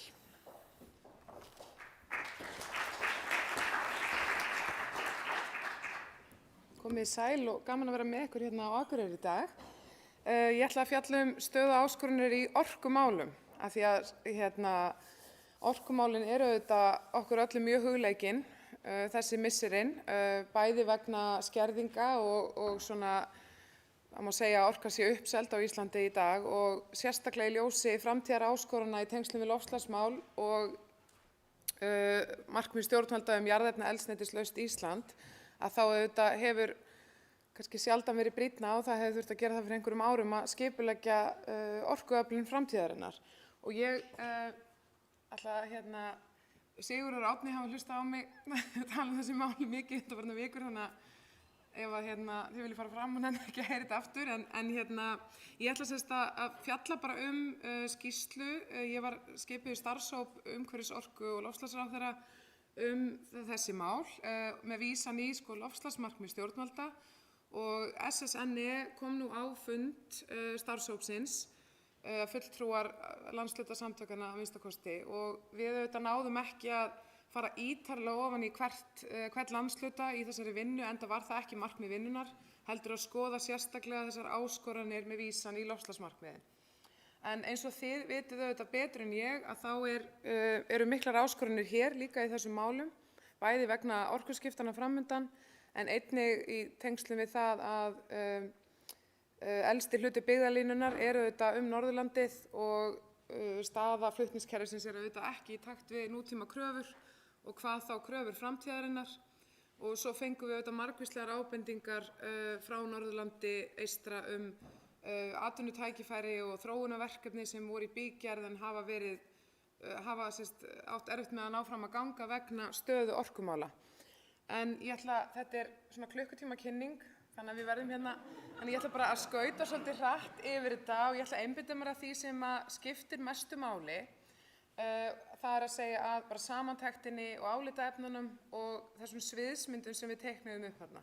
Og þið hafið auðvitað einhver af ykkur séð þessa skýrslu, hún auðvitað opinber og hún 170-80 blaðsíður að lengd og það ýmislegt gagnlegt efni þar að finna og þetta fyrst og fremst stöðutaka, en í leiðinni að þá erum við líka að, kannski standa hér svo það heyri betur í mér. Í leiðinni þá erum við auðvitað að draga fram svona hvaða ákvarðanir eru framundan í pólitíkinni og við göngum talsvert langt í að koma með þá svona einstakar tillögur varðandi pólitíska ákvarðanatöku sem framundan. En ef við byrjum bara á þá samantektinni, þá það þannig að loftslagsmarkmið Íslands þurfa betur að ná að móta ákvarðanir orkuframleiðslu og orkuflutning og við orkuskipti bætist orkuþörf til frekari vaxtar atvinnuvega. Það sem við erum að segja þarna hingað til að þá hefur því miður hafa loftslagsmarkmiðin, þeim hefur ekki fylgt aðgerðir í orkuöflun og við erum að brenna inn á tíma með það og við verðum að hefjast handa í aukinni orkuöflun ef við ætlum að ná loftslagsmarkmiðum okkar og ég held að það deili enginn það í dag. Orkuöryggi kallar auðvitað á aukna raforkuframleiðslu og öflugra flutnings- og dreifikerfi sem þið þekkið auðvitað vel hér fyrir norðan og kallar líka á heildrænt skipulag orkukerfisins og samþættingu verkferla. Orkuframleiðsla til fullra sjálfbærra orkuskipta í skrefum felst auðvitað einnig í bættri orkunýtni, en ég verð þó að segja að það því miður dropi í hafið í stóra samhenginu og við sjáum það þegar við förum að skoða sviðsmyndirnar á eftir. Auðvitað þarf að vinna sem mestri samfélagssátt vernd og nýtingu landsvæða og rammaáætlun liggur nú fyrir þinginu og við fylgjumst vel með gangi mála þar og Samtök iðnaðarins að sjálfsögðu styðja heils hugar að rammaáætlun nái loks fram að ganga eftir 8 til 10 ára kyrrstöðu í þessum málum. Það hefur lítið sem ekkert verið aflað af nýrri orku á Íslandi á síðastliðnum áratug. Tímafrekt leyfisveitingaferli sem ég veit að eflaust mörg ykkar kannast við, það auðvitað stendur uppbyggingu fyrir þrifum og þá erum við ekki bara að vísa í uppbyggingu í tengslum við framtíðar orkuskiptin sem eru framundan, heldur einnig atvinnuuppbyggingu allt land. Og dæmið frá Landsneti var auðvitað mjög sláandi að það voru einhverjar 108 fyrirspurnir sem bárust þessi málum möguleg einhver tækifæri í atvinnuuppbyggingu og þróunarverkefni og þar voru kannski helmingur raunhæf verkefni og fjölmörgum hefur þurft að hafna vegna stöðu orkukerfisins og flutningskerfisins. Líklegir kaupendur orku hér á landi auðvitað fjölbreyttur iðnaður til framtíðar. Og það meðal annars áframhaldandi uppbygging, þó hún sé ekki stórtæk, en Norðurál að stækka, það auðvitað fyrir vestan. Það gagnaver og ég fagna undirritun á þriðjudaginn fyrir uppbyggingu Atnorð hér á Norðurlandi sem félagsmaður Samtaka iðnaðarins. Það líftækni iðnaður, ég veit að SSNE hefur verið að skoða möguleika á líforkuveri hér fyrir norðan. Matvælaframleiðsla, fiskeldi á landi og rafeldsneytisframleiðsla. Þannig að þetta bara örfá dæmi nýjan iðnað eða iðnað sem eru sóknarfæri í til framtíðar. Þetta auðvitað allt háð auknu orkuframboði og auknu framboði af grænni orku heilt yfir landið. Og við, Íslendingar, við bara sem þjóð, stöndum frammi fyrir því að velja leiðir í þessum málum sem eru allt frá því að vera virkir þáttakendur í þessari grænu iðnbyltingu sem stendur nú yfir og framundan með áframhaldandi hagvexti, áframhaldandi atvinnuuppbyggingu, fjölgun starfa og bættum lífskjörum til þess að slá af, horfa inn á við og draga saman þessa atvinnustarfsemi og líta til annarra verðmæta. Það sem við erum kannski að reyna að draga fram þarna auðvitað í umræðinni að þá eru ekki allir sammála og Landvernd hefur til dæmis talað fyrir því að við þurfum bara að breyta lífsstíl og breyta hagkerfinu og vissulega þurfum við líka að gera það, en það mun ekki duga til að mínu mati. Og hvað þá líka orkusækin atvinnustarfsemi? Það líka mjög athyglisverð spurning og það kviknaði eitthvað ljós hjá mér í þessari vinnu að það oft talað stóriðjuna sem nýtir auðvitað græna orku í dag og þarf ekki að fara í gegnum orkuskipti. En ef við horfum á útflutning Íslands þá líklega 80, ef ekki 85% útflutningstekna Íslands háð nýtingu orku. Sjávarútvegur orkusækin starfsemi, en það sem sjávarútvegurinn gerir auðvitað í dag að nýta jarðefnaeldsneyti og ferðaþjónustan sömuleiðis. Og mesta orkuþörf, innlenda orkuþörf framtíðarinnar snýst að skipta út jarðefnaeldsneytinu, meðal annars í millilundaflugi og á hafi. Og þetta þýðir auðvitað að það er ekkert hægt að tala það að flytja orkun úr einni grein í aðra, það væri þá bara risastór pólitísk ákvörðun í ljósi þess að nær öll okkar verðmætasköpun byggir á orkunýtingu. Og þannig að 3 af 4 útflutningsstoðum Íslands eru orkusæknar útflutningsstoðir. Ef fara á þessa leið vaxtar, þá blasir við að það þarf að auka raforkuframleiðslu innlenda. Við erum auðvitað að nýta alla þessa orku í dag í formi meðal annars jarðefnaeldsneytis með rafafli sem nemur 100 megavöttum pluss á hverju ári, næstu kannski 25 árin. Og gefa það skýr skilaboð. Og það sem við eigum við með því bara að signaling á vettvangi pólitíkurinnar og stjórnvalda skiptir svo miklu máli þannig að það sé hægt að gera áætlanir framtíðar uppbyggingu. Ég ætla ekki að hafa þetta lengra því að mig langar að fara beint inn í sviðsmyndirnar með ykkur. Þetta auðvitað mjög stór kynning, en ég vil einbeita mér að þeim og taka svo við spurningum á eftir. Hérna sjáum við nýtingaflokk rammaáætlunar, þið getið auðvitað kynnt ykkur það allt inn í þinginu, en ég vil fara bara beint í þessa mynd. Hverjir eru þessir drifkraftar eftirspurnar raforku? Og hérna sviðsmynd sem Samorka vann í samstarfi við helstu sérfræðinga þessa málaflokks hér á landi, meðal annars Eflu verkfræðistofu. Og þarna sjáum við hvað drífur þessa eftirspurn til framtíðar. Og þarna sjáum við hvað millilandaflugið stór liður og orkuskipti í hafi. Og markmið stjórnvalda auðvitað að ná fullum orkuskiptum. Og það fólksbílaflotinn, eins mikilvægur og hann þá hann mjög lítill hluti af þessu. Og hérna sjáum við samanburð á þeim 6 sviðsmyndum sem við drögum fram í þessari grænbók. Friðrik í salnum? Hann farin fram? Ok. Já, þú mátt nippi mig að vera að fara langt yfir tíma. Hérna sjáum við sviðsmyndir orkuþörf til 2040 og þetta bara útreikningar sem að koma frá með ólíkar forsendur. Og hérna sjáum við að til að mynda gerir Orkustofnun ekki ráð fyrir orkuskiptum og þar af leiðandi ekki ráð fyrir loftslagsmarkmiðum stjórnvalda sé náð í sinni spá sem heitir þó græn framtíð. Þannig að við köfum svolítið ofan í þessar forsendur, hvað raunverulega þýða. Og hérna sjáum við að þær 2 sviðsmyndir sem eru stærstar í aukinni raforkuframleiðslu, að þær byggja þá á að loftslagsmarkmiðum sé náð. Og ég sýni ykkur það betur á eftir. Orkuskipti eru tæpast hafin í öðrum samgöngum en vegasamgöngum og eru ekki komnar einu sinni það langt í fólksbílaflotanum, ég held að sé 11%, eitthvað svoleiðis, og við erum númer 2 í heiminum þar. En ef við skoðum aðeins forsendur þessara sviðsmynda, aukinnar orku þarfar eða orkuöflunar hér á landi, að þá sjáum við að af þessum 6 sviðsmyndum þá eru 4 þeirra sem gera ráð fyrir að loftslagsmarkmiðum stjórnvalda náist. En það eingöngu ein sviðsmynd sem tekur einnig mið af vexti þá útflutnings og það þó vöxtur í fjölbreyttum grænum iðnaði. Og það sviðsmynd Samorka 2 og hún gerir þá ráð fyrir samkvæmt bara útreikningum byggt á þessum forsendum og þetta mjög skýr mynd af stöðunni að það þarf að auka raforkuframleiðslu hér á landi 124% sem ríflega 2-földun. Og ég ætla þá bara að vinda mér í kafla samfélag og efnahag og fara aðeins betur yfir þetta. Nú þetta vegna loftslagsmarkmiða og orkuskiptana sem framundan þá auðvitað eftirspurn eftir endurnýjanlegri orku að aukast allan heim. Og á heimsvísu þá gert ráð fyrir jafnvel 10-földun á endurnýjanlegri orkuframleiðslu. Hér innanlands erum við að tala ríflega 2-földun sem mun minna og samt setur það í mörgum og það auðvitað skiljanlegt, virkjanaframkvæmdir geta verið umdeildar. En við sjáum hérna hvernig, ef við einföldum það hvar þessi eftirspurn kemur, hún að koma frá orkuskiptunum sem þá að drífa áfram aukna eftirspurn til framtíðar. Það iðnaður og atvinnulíf og atvinnuuppbygging allt land, ekki síst á landsbyggðinni og svo það samfélag og almenn notkun. Og almenna notkunin mun verða mun minni hlutfallslega inn í framtíðinni vegna orkuskiptana í meðal annars ferðaþjónustu og sjávarútvegi.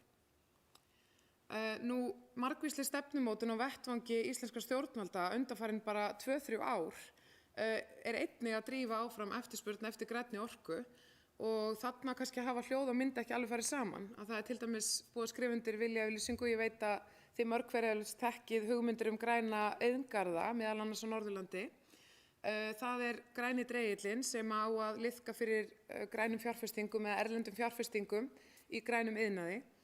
Það framtíðarstefna fyrir íslenskan útflutning þar sem að orka og grænar lausnir ein af meginstoðum svona í okkar sýn á íslenskan útflutning til framtíðar, eða sýn Íslandsstofu sem var unnin auðvitað í ríku samráði við landshlutasamtök og fjölmarga hagaðila. Og allt þetta auðvitað, byggðaáætlunin talar að orkan sé auðvitað undirstaða byggða í landinu og öflugra byggða samfélaga. Þannig að allt þetta kallar á aukna eftirspurn eftir grænni orku, en orkan ekki til staðar í dag. Orkusækinn iðnaður sem flestir kannski daglegu tali kalla stóriðjuna, skapar nú þegar fjórðung og jafnvel aðeins meira núna með nýjustu útflutningstölur. Ég held að það komi upp í 30% af útflutningi Íslands og ein af mikilvægustu útflutningsstofum okkar í hálfa öld. Og ég bendi aftur á að hinar stóðirnar tvær sem við þekkjum vel, ferðaþjónusta og sjávarútvegur, auðvitað orkusæknar útflutningsstóðir. Það þarf bara að skipta út orkunni sem þau nýta yfir í græna innlenda orku. Samkvæmt orkustefnu á orkan að vera hreyfiafl fjölbreyttrar atvinnustarfsemi og við gerum ráð fyrir að orkusækinn iðnaður muni þróast mikið og verða fjölbreyttari til framtíðar og gagnaverin eru gott dæmi það, en einnig uppbygging í líftækniiðnaði á fjölmörgum stöðum á landinu og það ný stórnotanda bætast í þennan stóriðja stórnotanda hóp núna á næstu 2 árum sem algalíf. En það eru margvísleg græn tækifæri framundan, ég þarf ekki að fjölyrða þau hér, ég veit að þið þekkið mörg þessara tækifæra og ég hef heyrt af hugmyndum líforkuver, uppbyggingu og nýju gagnaveri og fleira hér fyrir norðan. Rétt í lokin að þá drógum við einnig upp dæmi erlendis frá hvernig Danir að nálgast þetta verkefni. Og þar til dæmis ákveðið prinsip í loftslagsstefnu Dana sem gengur út á við eigum ekki að flytja, Danir ætla ekki að flytja loka iðnaði og flytja losunina út til annarra ríkja í ljósi þess að loftslagsvandinn auðvitað hnattrænn. Og við beinum því til ráðherrans í þessari grænbók að Ísland taki upp sambærilega stefnu. Að það sé ekki verið að ræða að loka iðnaði hér og færa losunina annars staðar. Og þetta auðvitað líka athyglisvert í ljósi þess að öll álverin til að mynda stefna að kolefnishlutleysi sjálf árið 2040 sem þá sama ár og Ísland stefnir að því að verða kolefnishlutlaust. Fjalla álitaefnin. Erum við þá að reyna að tala það að orkumarkaðurinn á að vera opinn samkvæmt orkustefnu og við túlkum það með þeim hætti að hann á þá að vera opinn fyrir nýju framboði og nýrri eftirspurn. Og þetta hefur í rauninni ekki tekist neitt sérstaklega vel á undanförnum árum. Skapa þarf sameiginlega sýn á hvað þetta þýðir fyrir ákvarðanatöku varðandi framvindu orkumála. Þannig að við lyftum þessum málum upp úr, ég leyfi mér að segja, þeim kannski skotgröfum sem þau hafa verið í og ég held að umræðan sé að þroskast og þróast núna þessi misserin og margt í gangi sem að vekur manni bjartsýni til framtíðar á við fáum meiri græna orku í atvinnuuppbyggingum allt land. En við fjöllum líka í grænbókinni ítarlega þessar sviðsmyndir, ég hvet ykkur til að kynna ykkur þetta skammtímamarkað með raforku mögulegan, nýtingu glatvarma í iðnaði yfir í aðra atvinnustarfsemi sem tengist þá líka hugmyndum iðngarða og svo framvegis. Ég ætla ekki að hafa þetta lengra, því ég örugglega að tala nógu lengi, en ég verð hérna til reiðu ef þið hafið spurningar. Takk kærlega fyrir.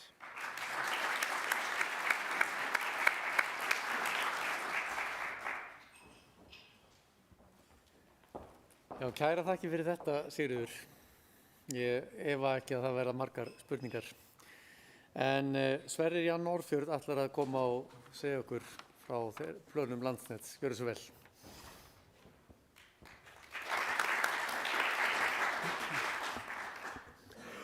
Sæl, og takk kærlega fyrir boðið að fá að vera með ykkur í dag. Þetta bara búið mjög skemmtileg erindi og það ekki oft sem maður heyrir, maður eiginlega sammála öllu sem sagt. Og það bara mjög áhugavert að heyra hvernig við erum komin á svona einhverja braut í þessum málum. Ég frá Landsneti, mér reglulega rugla saman við Landsvirkjun, þannig að við erum ekki þeim sem reka virkjanirnar. Það var ágætlega orðað hjá bæjarstjóra hérna áðan, við erum með hérna snúrurnar, rafmagnssnúrurnar, þykku stóru, og erum þá svona einhvers konar millistykki milli þeirra sem framleiða orku, virkjana, og þeirra sem nota orku. Það er svona eitt og annað sem hefur gerst bara undanfarna, getum sagt ári eða árum, að það var fyrir rétt rúmu ári síðan sem það var lögð fram orkustefna hérna á Íslandi, og svo er þessi stöðuskýrsla, oft nefnd svona grænbók í daglegu tali, lögð fram fyrir nokkrum vikum síðan, og þetta er rauninni alveg frábært og heldur sé gott fyrir samfélagið að hafa orðið svona plögg til þess að styðjast við og hjálpar mikið umræðinu finnum maður. Þessi mál fá sér svona skýrari og kannski beittari farveg. En það er rauninni mjög margt sem er að breytast í okkar umhverfi og þótt að rafmagnið sé búið að vera hérna í 100 ár, að þá eru svona nýir hlutir að gerast og hérna eru svona kannski nokkrir punktar bara sem eru settir upp og þetta tengist að mörgu leyti saman. Til dæmis í dag orðið tala fólk loftslagsmarkmið og orkuskipti bara í jöfnum höndum, þótt þetta séu ekki endilega sami hluturinn og eins er að hugtakið orkuöryggi. Við tengjum það gjarna við bilanir og vont veður, en svo bara eftir atburðina núna í síðustu vikna þá er kannski annað hugtak sem heitir orkusjálfstæði, orðið ennþá mikilvægara og við tengjum það beint við orkuöryggið. Og eins er kannski verið að tala um iðnbyltingu, fjórðu iðnbyltinguna. Það kemur beint inn á öryggi líka vegna þess að við sjáum í auknum mæli að við erum alltaf að vera meira háð þessum innvið. Og þessi fjórða iðnbylting, í rauninni þegar hún missir strauminn, þá sér maður að verða oft alls konar tjón og menn þekkja það til dæmis héðan að fyrirtæki það skemmast afurðir, hvort sem það er í málmþynnu iðnaði eða verið að framleiða ost eða eitthvað öl. Þetta á til að skemmast þegar straumurinn fer, eingöngu í skamma stund, vegna þess að framleiðslan, hún er orðin það stýrð af tölvum. Svo kannski bara benda á það sem er að gerast í markaðinum líka, við sjáum að það er ekki bara verið nýjir orkukostir sem menn eru farin að ræðum. Það var nú bara frétt í vikunni, það var eitt bílaumboð í borginni sem er að fara að undirbúa sólarþak á nýju húsi hjá sér. Það er mikið rætt vindorku, en til viðbótar við þetta þá sjáum við líka að það er rauninni einkaaðilar, þetta er ekki alltaf opinberir aðilar sem eru að framleiða. Sama rauninni á notendahliðinni, við sjáum þar að það er fjölbreytnin í notkunni, hún eykst og eins og hefur nefnt áðan að það er að koma ný tækifæringa hingað til Akureyrar og þetta er eitthvað sem gerist í rauninni mun hraðar en við þekkjum svona úr sögunni þegar álver voru byggð upp, það gerðist það á einhverjum svolítið löngum tíma. Eitt svona hugtak sem er kannski ekki mikið rætt í dag og það er valdefling notenda og einfalt dæmi er kannski bara þegar ég kem heim úr vinnunni og sting bílnum í samband, svo fer ég bara inn og kveiki ljósinn og eldavélinni og sjónvarpinu og setja svo uppþvottavélinni í gang og allan tíman þá er bíllinn í hleðslu. Ef ég fengi kannski smá afslátt ef ég myndi kannski bara hlaða nóttina, þá myndi ég kannski nenna bara að fara í lok dags og stinga honum í samband eða setja upp einhverja tölvu til að gera það. Þetta er allt eitthvað sem á eftir að koma eflaust hingað til okkar í dag. Og sumt er komið og sumt er bara rétt handað við hornið. Þetta er svona kannski aðeins ef við horfa fram á veginn en allt byggir þetta í rauninni á snúrónum eins og var nefnt áðan og það er ennþá kannski svona eitt af stóru verkefnum okkar hjá Landsneti er einmitt að koma okkar flutningskerfi þjóðarinnar í það stand að það sinni í rauninni okkar þörfum. Hérna er svona bara örstutt yfirlit yfir þær fjárfestingar og þær framkvæmdir sem við höfum verið að ráðast í svona síðustu 5 árum eða svo og það má segja kannski að áherslurnar hafa verið þrenns konar. Númer 1 er þá að bæta öryggið, oft talað hringtengingar eða tvítengingar eða eitthvað annað slíkt. Þannig að ef ein snúran klikkar þá sé önnur til að upp á að hlaupa. Svona í annan stað þá höfum við verið að yfirbyggja tengivirkin okkar og það hefur sýnt sig að það er bæði bara reynist vel í rekstri og er hagkvæm ráðstöfun en einna þá verið þetta auðvitað búnaðinn fyrir veðri og vindum, klaka og seltu og svo framvegis. En í rauninni er stóra verkefnið okkar í dag, það er uppbyggingin á hryggjastykkinu, eða meginflutningskerfinu. Svona í daglegu tali oft talað byggðalínuna og hún er upphaflega byggðalínan, hún er orðin 50 ára í ár, þannig að það er alveg komið tíma á að endurnýja hana og uppfæra upp í næsta númer fyrir ofan þá. Og svona bara til að fara á djúpt í þessa mynd að þá er rauninni grænulitirnir það er þessi stóru verkefni og eins og við sjáum að það er hafið og í rauninni hófst það hérna með tengingu úr Fljótsdal upp í Kröflu. Og hérna, ég ætla nú að sýna ykkur bara svona þess sem er oft kallað því miður leiðinda orð, það er sko talað rauða ljósamyndina. Og það var eins og kom hérna fram í erindi áðan að við höfum verið meira og minna uppselt á Íslandi hvað varðar orkuflutninga. Og þessi mynd, hún gefur þá viðskiptavinum okkar og samfélaginu merki þar hvar hægt að setja niður atvinnustarfsemi. Og fyrir bara árið síðan þá var rauninni allt rautt og öll ljósin orðin rauð. Við sjáum bara þessi styrking frá Fljótsdal upp í Kröflu og hún þó allavega að skila okkur hérna appelsínugulum og hérna sem þýðir þá að það hægt að fara að bæta aðeins við notkun þar ef það er orka til. Það er ekki þá flutningstakmarkanirnar eru ekki vandamál í því tilviki. Og sem betur fer þá erum við að halda áfram og erum núna að vinna verkefni sem tengir þá áfram frá Kröflu sem gegnum Hólasand og inn til Eyjafjarðar. Og þetta verkefni er svona á lokametrunum og er vonandi ef allt gengur á óskum að þá verður þetta sett í gagnið núna á þessu ári. Og þið sjáðu að litirnir þeir eru að vera gulir líka, þannig að það er bara mjög flott að ná þarna meira inn og þið sjáuð að atvinnulífið fylgist með þessu.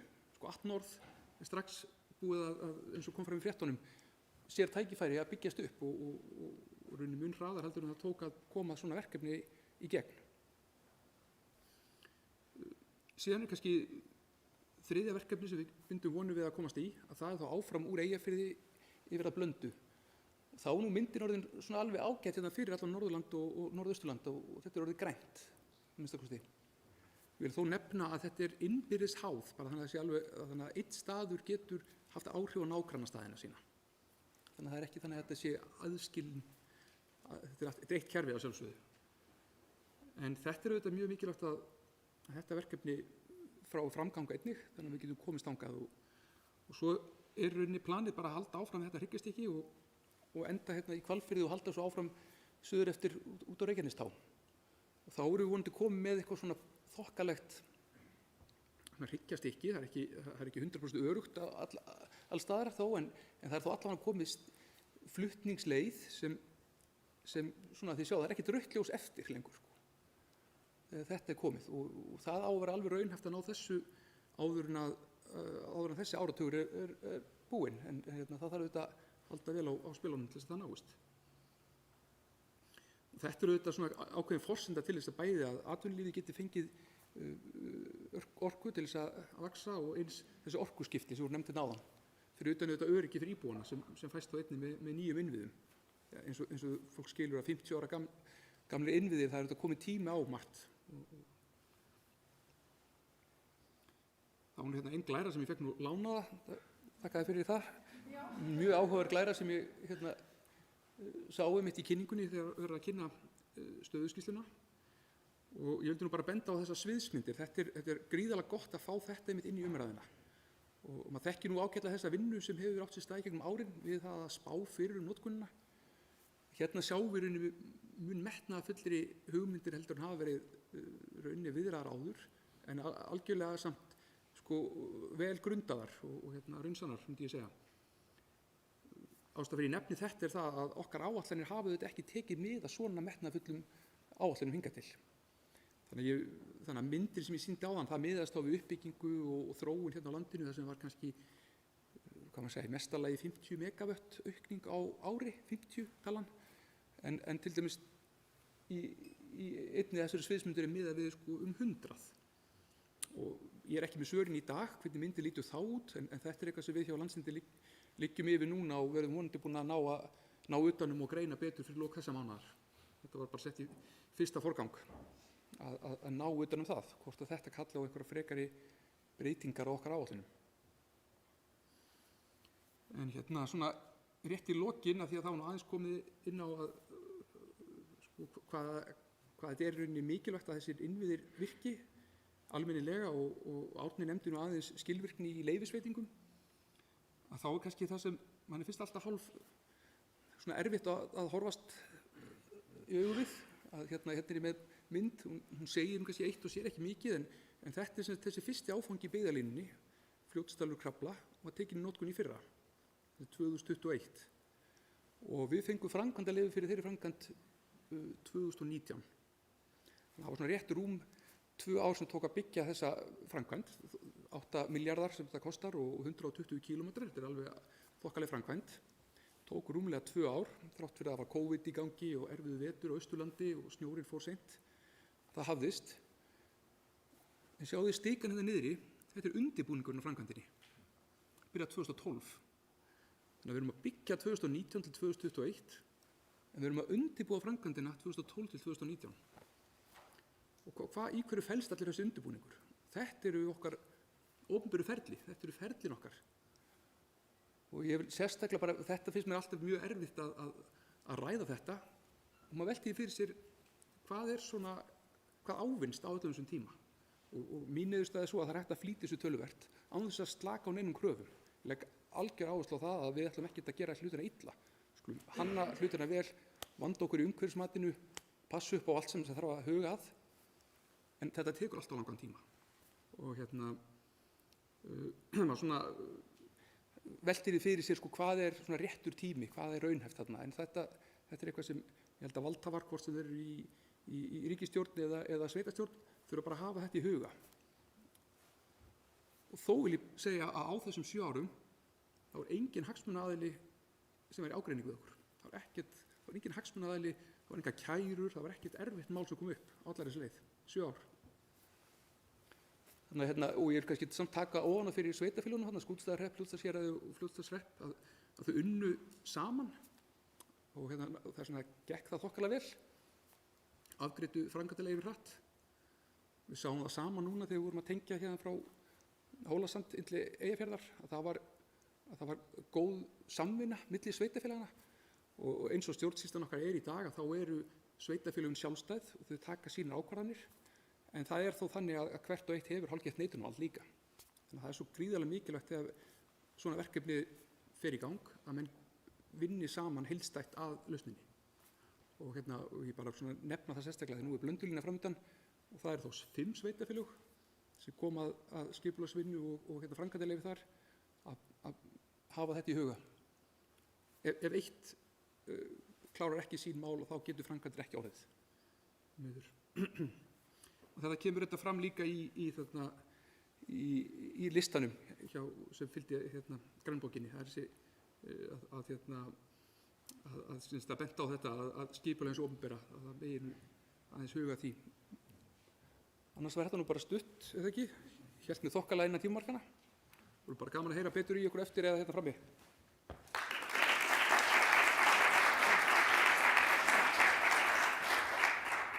Já, takk fyrir þetta, Sverrir. Guðmundur Haukur Sigurðsson, framkvæmdastjóri Vistorku, ætlar að ræða við okkur breyttar ferðavenjur. Gjörðu svo vel.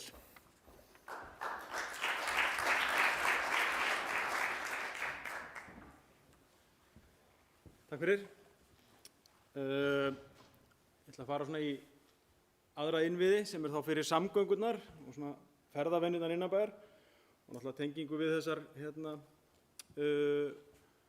íbúðaþörf og íbúðirnar. En bara svona aðeins frá Vistorku, ég sjá að við erum í sama húsi á Landsnet á Akureyri og Hallorka og Akureyrarbær og fleiri, Orkustofnun. En það eru eldveggir hérna allt.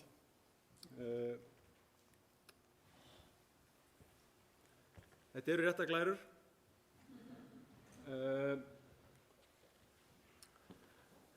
Hérna eru innviðir. Hér eru svalir, hér er sláttuvél, skrifstofustóll. Það sem er rosalega, maður heyrir mjög oft í allir umræðum þessum breytingum í ferðavenjum og hvernig við erum að fjárfesta í innviðum fyrir rafbílinn, hleðslustöðvar og allt þetta, kostnaður.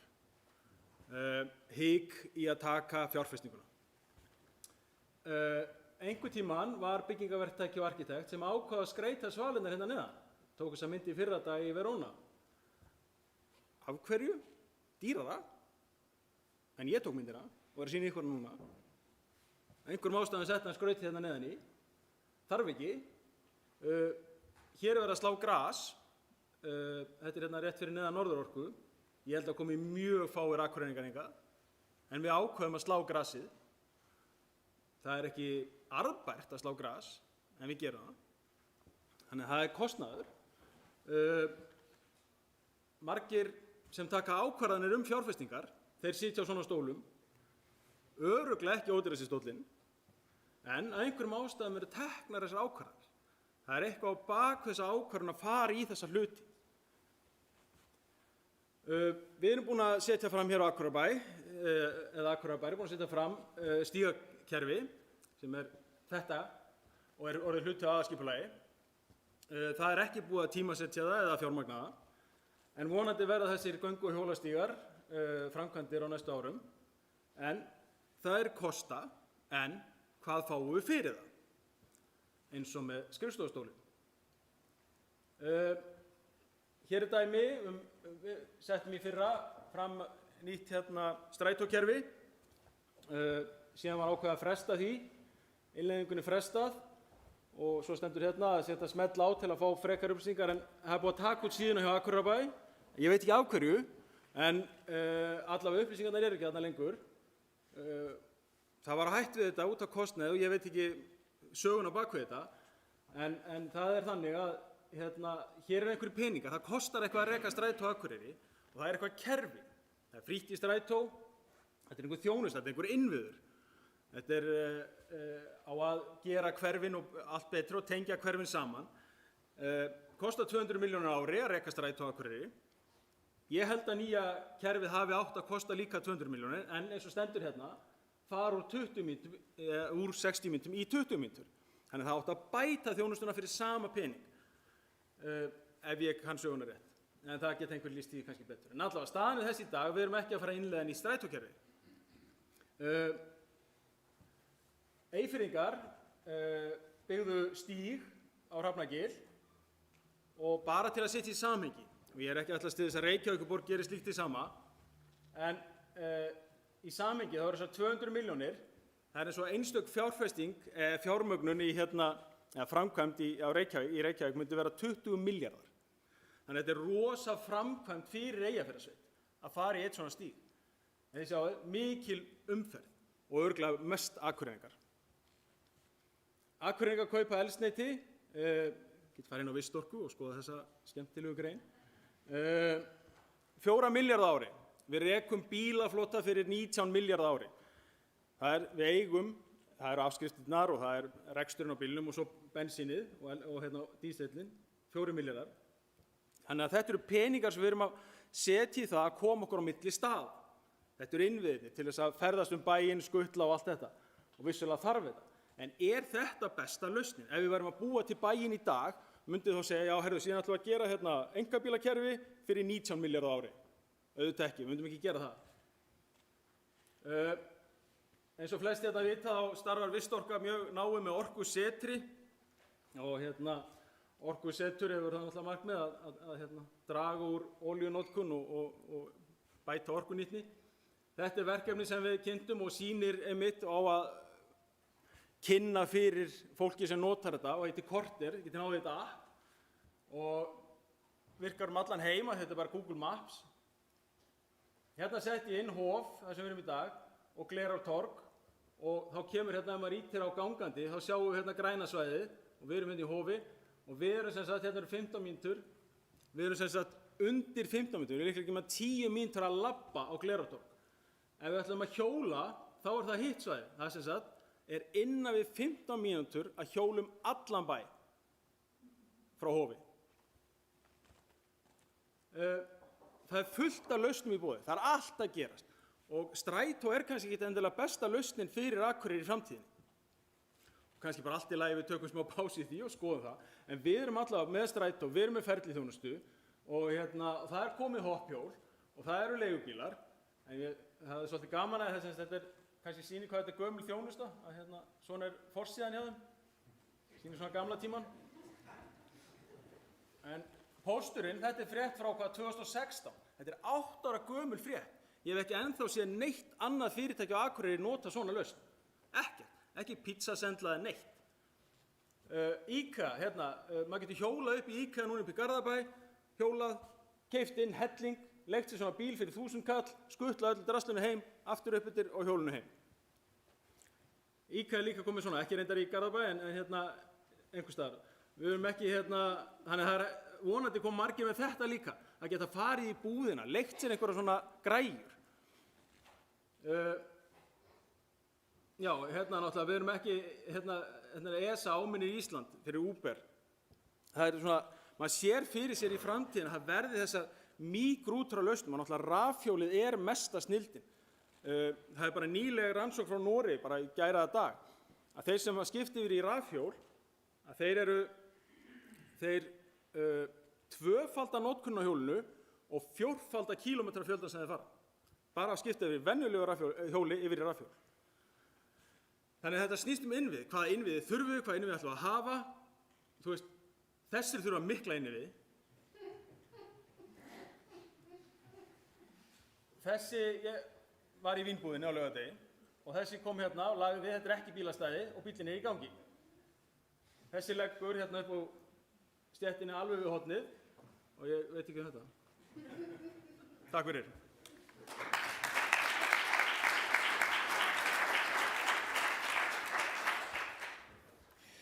Takk fyrir þetta. Áhugaverða erindi. Það samhengi milli þess að drekka áfengi og vera á stórum bíl kannski, þetta ekki. Það sé lærdómurinn. En þá það Eva Hlín Dereksdóttir sem ætlar að ræða rafbílavæðingu almennings. Gjörðu svo vel.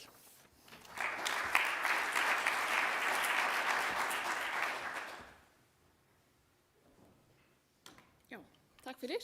Gaman að sjá svona marga og áhugaverða erindi.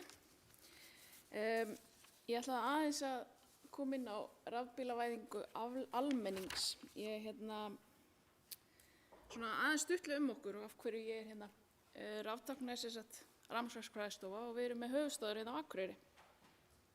Og við höfum haft ákveðna aðkomu að orkuskiptunum og mér langaði fyrst og fremst að fjalla okkar aðkomu, okkar sýn á þessi orkuskipti og hvernig þetta horfir við okkur sem hönnuðum. Og við höfum komið að ýmsum verkefnum. Við höfum sem sagt að sjálfsögðu hannað fyrir nýbyggingar. Við höfum breytt eldra húsnæði. Og svo höfum við líka, ég ætla aðeins að koma inn á það bara mjög stuttlega þó svo það tengist ekki almenningi eða rafmagnsbílum að hvað við höfum verið að gera varðandi skip og flugvélar. Og svo bara rétt langar mig að velta upp þessar hugleiðingu eða spurningu. Styðja það reglugerðir sem við erum að notast við í dag og það leiðbeiningar okkar markmið í orkuskiptum. Þannig að það svona kannski það sem ég mun enda á og skilja ykkur eftir með. Þannig að bara rétt svona fyrir þá sem eru ekki alltaf að kafa í byggingarreglugerðum, þá eru viðbæturnar sem voru settar inn 2018 og fyrst þegar ég var að skoða þetta fannst mér athyglisvert að það var ekki fyrr en 2018 og að þá var bætt inn þessum ákvæðum bæði fyrir íbúðarhúsnæði og annað húsnæði að sú krafa að gera ráð fyrir tengibúnaði í öll stæði við íbúðarhúsnæði, fjölbýli, einbýli, allt bara við íbúðarhúsnæði og fyrir annað húsnæði að þá skal settur upp tengibúnaður við 5. hvert stæði sem þá til dæmis eins og verslunarhúsnæði. Og bara rétt að ítreka eða benda á í þessu að þá aðeins að leggja rörin, enga snúru. Þannig að og það er engin búnaður, þannig að íbúar sem að kaupa nýbyggingu í dag, þeir geta ekki gert ráð fyrir að geta bara stungið í samband. Að vantar meira upp á. Og jafnframt kannski athyglisvert í þessu sem ég kem svo aftur inn á í lokin að það er ekki tiltekið hversu öflugum hleðslum á að gera ráð fyrir. Þannig að mögulega er heimtaugin ekki nógu öflug eða rörin of grönn fyrir stóru snúruna sem okkur vantar. Þannig að það er ekkert tilgreint annað en að það er að gera ráð fyrir tengibúnaði. Flest okkar sem að viljum fara í rafmagnsbíla förum kannski í 100% rafmagnsbíla og við ætlum ekki að bíða í sólarhring eftir að hann hlaðist. Við viljum helst að það gerist bara meðan við sofum, bara yfir nóttina. Þannig að þetta er svona til umhugsunar allavega. Og svo ef við skoðum þá aðeins nýbyggingarnar að til viðbótar við reglugerðina að þá gefa ýmsir aðilar út tilmæli og viðmiðanir. Og þá má til dæmis nefna veitur sem eru með fína viðmiðunarreglur varðandi heimtök sem gera ráð fyrir rafbílahleðslum. Húsnæðis- og mannvirkjastofnun líka gefur út tilmæli hvernig eigi að ganga frá og hvers konar búnað eigi að skaffa, og þeir ganga mjög langt því að þetta í raun og veru öflugasta hleðstöðin sem að fólk að setja upp í dag, það að segja 22 kW, og þeir mæla líka með álagsstýrðum hleðstöðum. En það eru mjög flottar leiðbeiningar, kynningar á vefnum hjá þeim líka. Og við styðjumst við þessar viðmiðunarreglur og teiknum öll þessi rör út í stæðin, og svo ganga einstaka verktakar ennþá lengra jafnvel og gera ráð fyrir til dæmis tenglum í bílakjöllurum sem orðið alveg algengt. En þó svo að það sé settur tengill í bílakjallarinn hjá þér, þá er ekki þar með sagt að hann sé endilega öflugur. Hann mögulega hleður bílinn, hann er hleðslumöguleiki, en það gæti tekið 24 tíma. Eins og til dæmis ef þeir setja upp 16 ampera einfasa tengil, þá tekur það sólarhring. Virka fínt kannski fyrir hybridbíla, minni rafmagnsbíla. Ok, sem sagt, vilja íbúar fjölbýlishúsa sem dæmi útbúa öflugri hleðslumöguleika, eitthvað sem að þykir gott í dag, en ekkert endilega eftir 50 ár, allavega gott í dag, þá getur það krafist talsverðar breytinga á jafnvel nýbyggingu. Viðbóta í töflu, breytinga í henni, lagningu strengja í öllu falli, mögulega athugun á heimtök, það er samt okkar reynsla yfirleitt dugir hún í nýbyggingum. Þannig að íbúar geta horft á tvo möguleika, annars vegar vilja þeir setja bílhleðsluna á sinn mæli, þá þarf að mögulega skipta út öllum mælum, af því að algengt er að setja bara einfasa mæli fyrir íbúðir sem að dugar fyrir það, en þú þarft 3 fasa til þess að geta hlaðið nútíma rafmagnsbíl í dag. Okay. Þannig að þess vegna er að spretta upp allar þessar lausnir í dag sem að þar sem að þú ert með hugbúnað sem skiptir niður kostnaði niður á íbúðirnar fyrir þig. Þá ertu bara með einn mæli fyrir sameignina, hann er öflugur og góður og þú ert með góða strengi út í bílastæðin, en það er einhver hugbúnað sem sér að rukka þig. Og þetta er á bara eftir að aukast því þetta er einfaldari í framkvæmd. Svo ef við horfum aðeins á, og kannski líka komin á þetta, að þið hefur glöll orðið vör við auglýsingarnar hjá ON, og þeir eru núna að auglýsa leigu á hleðslustöðum, og þið getið ímyndið hvað það auðveldar húsfélögum mikið að geta bara hreinlega bara íbúðareigendum að leigja þær. Þú þarft ekki lengur að fjárfesta í stöðunum sjálfum. Þannig að það er rosa hröð þróun og það eru margir farnir að keppa á þessum markaði sem þýðir bara lægra verð, flottari lausnir, fleiri lausnir og hraðari þróun. En heilt yfir, íbúðakaupendur, jafnvel á nýjum íbúðum, gera sér ekki grein fyrir hversu margar lausnirnar eru og hversu misgóðar og hreinlega sumar næstu því ónothæfar, þó svo þær teljist vera hleðslulausnir. Svo bara aðlögun á eldra húsnæði, miklu flóknara, miklu dýrara, því að þar ertu náttúrulega að tala jarðvegsframkvæmdir til viðbótar. Þar þarftu kannski að skipta heimtök, við höfum unnið að verkefni þar sem hreinlega var bara lögð ný heimtök bara fyrir bílahleðsluna. Það var einfaldara heldur en að skiptum. Einfaldara þegar það er bílakjallar í húsum sem er kannski í svona nýlegri húsum, og svo bara svona benda á það að það eru margir búin að koma auga á það hvað þetta er þungt, dýrt fyrir fólk að fara í þessi umskipti. Þannig að það eru, eins og þau kannski orðið vör við, Reykjavíkurborg er að styrkja húsfélög. Ég held að Akranes og Kópavogur af allavega líka svo fyllt í kjölfarið, og ég fletti þessu upp og nýjasta fréttin sem ég fann var að í lok árs 2020 höfðu þessast 30 húsfélög fengið styrk á öllu höfuðborgarsvæðinu. Og ég held að það sem þeir lögðu í sjóðin er ekki einu sinni almennilega að ganga út, sko. Þannig að fólk er svona rétt að vakna. Og svo er þessi verkefni sem að kannski verða að vera með fyrir eldra húsnæði, og það kalla landlausir rafbílaeigendur, það er þessi sem get ekki hlaðið heima hjá sér, að það er ýmislegt í gangi þar. Getum við hlaðið í gegnum ljósastaura, getum við verið með hleðslulausnir á vegum ON, Veitna, opinberra aðila, sveitarfélaga, þar sem er nálagt heimilinu. En gott og vel, rétt aðeins skip og flugvélar, bara verkefni sem snúa okkur. Ég get ekki ímyndað mér að það er örugglega fullt af verkefnum hjá öðrum verkfræðistofum og aðilum. Við höfum verið að vinna styrkingu landtenginga á höfnum á Norðurlandi og það sem er þarna átt við er að það er togari sem leggur að og hann getur tengt sig. Þetta hefur náttúrulega verið til lengi en nú er það orðið það öflugar að við getum fætt allt skipið. Og svo sömuleiðis hefur við verið að vinna að hugbúnaðarlausn fyrir smábáta sem gerir höfnunum kleift að mæla orkunotkun þeirra. Búið að innleiða það bæði hjá Akureyrarhöfn og nokkrum höfnum fyrir sunnan, Faxaflóa, Hafnarfirði. Og svo tengingar flugvélarnar, til dæmis eins og hjá Isavia, flughlaðið þar var sett tenging í brunna, þannig að það er ekki lengur að hlaupa með snúruna út á flughlaðið. En svona til að taka af alla misskilninga, þetta er ekki til þess að hlaða neina rafhlöður í framtíðinni. Þetta er bara svo að það þurfi ekki að vera einhverja vélar í gangi þegar þessi tæki eru við höfn eða á jörðinni. En að rétt samantektin mín svona sýn á þetta, að byggingarreglugerðin kveður á tengimöguleika. Þetta er kostur og galli.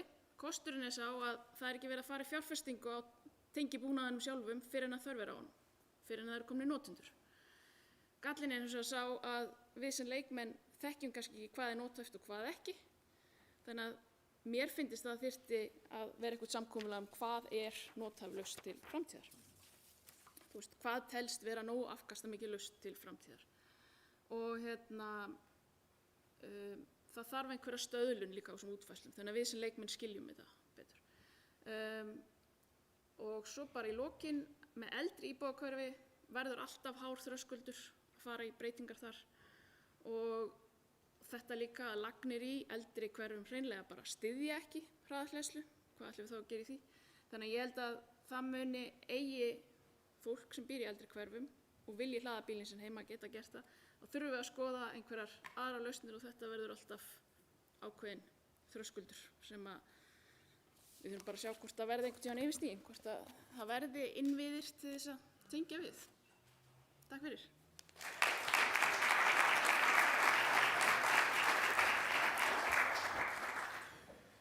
Takk kærlega fyrir þetta, Eva. Ég efast ekki að það brenni margar spurningar á ykkur eftir þessu fróðlegu erindi. Það er þetta að mörg að taka þetta stór verkefni og náttúrulega viðfangsefni sem að mun taka næstu áratugi að fara í þessu orkuskipti, undirbúa innviðina og sjá til þess að þetta gangi allt saman upp. En gjörðu svo vel, við erum komið með fyrirspyrjanda. Já, góðan daginn, takk fyrir. Ég heiti Hilda Jana Gísladóttir og er stjórnarformaður SSNE. Takk fyrir bara þessa samkomu hérna í dag og öllum fyrirlesurum fyrir áhugaverð erindi. Langaði kannski aðalega að flagga umræðu sem hefur verið á okkar vettvangi varðandi orkuskiptin og byggðastefnu og þá að því að við sáum þá þessa rauðu ljósasýningu sem er þá að verða gul eða grænu ljósasýningu að þá eru þetta sveitarfélög sérstaklega í tengslu við Langanesbyggð og Þórshafnarsvæðið sem að saknaðist mjög að sjá inn í framtíðarsýn stjórnvalda hvernig þau sjáu fyrir sig tengingar þar en það byggir atvinnulífið meðal annars þar upp á meðal annars fiskiðjuverum sem að keyra áfram sín fyrirtækja á svartolíu og meðan við höfum séð fiskiðjuverum víðast hvar á Austurlandi ná að fara inn á grænni lausnir. Sjáum svo sem líka Snæfellsnes þarna ansi mikið út undan og það eru margir sem vilja tengja þá þessa uppbyggingu á ekki bara á framleiðslu orkunni, heldur dreifingu orkunni við byggðastefnu og byggðamál. Ég set líka á sveitarstjórnarvettvangi ES og EFTA þar sem mikið er rætt sanngjörn umskipti eða sanngjörn orkuskipti meðal annars með tilliti til þá ólíks efnahags en líka búsetu sérstaklega á Norðurlöndunum og ég sakna bara svolítið þessa inn í umræðunni. Annars vegar erum við að skoða þetta arðbærni og samkeppnishæfni en þetta er líka sýnum kannski hvernig við sjáum fyrir okkur uppbyggingu á landinu og mér langaði kannski bara að senda spurningu á þig hvort að þú finnir fyrir því að þetta samtal sé ofarlega á baugi á þeim vettvangi sem að þú kemur að og þið þá hjá Landsneti Ég var nú örugglega að gera sjónvarpsþætti 2014 þar sem orkan var uppseld í Eyjafirði og þetta var allt alveg að fara að gerast, þannig að maður þekkir svolítið þessa tímalínu, en kannski aðeins að þessu, byggðamálin, orkuskiptin og dreifing raforku. Já, vissulega, ég auðvitað, eins og ég nefndi að þá, ef þú ert að vísa þá í grænbókavinnuna, þá vorum við, erindisbréfið bara náði ekki utan kannski þetta, eða sérstaklega að taka tillit til mismunandi aðstæðna á milli landshluta. En vissulega er þetta líka bara eitthvað sem við þekkjum í samtölu við okkar félagsmenn allt land. Varðandi sanngjörn, hvað kallar það? Sanngjörn umskipti, ég held samt að, og vissulega auðvitað vilja allir stefna því og maður hefur heyrt bara pólitíkin að tala með þeim hætti að það framundan eru gríðarlega breytingar á hagkerfinu vegna þessara grænu innbyltingar og loftslagsbreytinga og viðbragða við þeim. En grunnforsendan er meiri græn orka, öflugra flutnings- og dreifikerfi og þá er hægt að fara að tala nánari útfærslur. Við verðum að byrja á byrjuninni. Já, þetta hefur komin upp áður þessu umræða. Þekki þetta tengist meðlans Þórshöfn og sko, þetta er nú ekki gott svar sem með, sérstaklega vegna þess að það vantar dreifiveitu fulltrúa á borðið, en það er nú þannig að eins og raforkumálum er skipt upp í landinu þá er halda inni. Þetta er nú bara rautt þýðir kveikt. Já, það er kveikt. Heyrðu ekki mér? Já. Því er skipt upp þannig í rauninni sko raforkumarkaðinu, við lítum þannig á það sko að þetta skiptist þá sem framleiða raforkuna. Það er þá fyrirtæki eins og Landsvirkjun og Orka náttúrunnar. Svo er eitt fyrirtæki sem sér að flytja og það er Landsnet sem stýrir þá kerfinu með stjórnstöðina og svo er þriðji aðili sem er þá dreifveita. Það er þá fyrirtæki eins og Rarik í bænum með Norðurorka og svona sjáum að síðastu metrana koma orkunni inn í hús. Þetta er kannski svolítið svipað eins og vegagerðinni með þjóðvegakerfið og svo eru sveitarfélögin með vegi inn í bæjánum. Og það var þannig hreinlega bara sett í lög hvar aðfendingarstaðir Landsnets voru. Þannig var þetta fyrir einhverjum áratug síðan eða svo. Það er ekki lengur í lögum en það er mjög, ég held að það sé bara eitt dæmi síðan Landsnet var stofnað að það sem það hefur verið bætt við nýjum aðfendingarstað. Þannig að fyrir svona dreifveitu þar að segja. Og þannig að þetta er eitthvað sem gerist mjög sjaldan og staðan er bara hreinlega svo, þess vegna er illa við að kasta boltanum til einhver sem er ekki að Þórshöfn er ekki afhendingarstaður Landsnets. Við afhendum annars vegar í Vopnafirði og hins vegar í Kópaskeri. Svæðið þar á milli er á ábyrgð Rarik og það þarf þá að breyta því ef það er hver svo sem hvatinn á bakvið það er en eins og þú bendir á það er líklega eru það aldrei efnahagslegir hvatar, það er eitthvað annað sem þyrfti til sko. Takk fyrir þetta. Eru fleiri spurningar?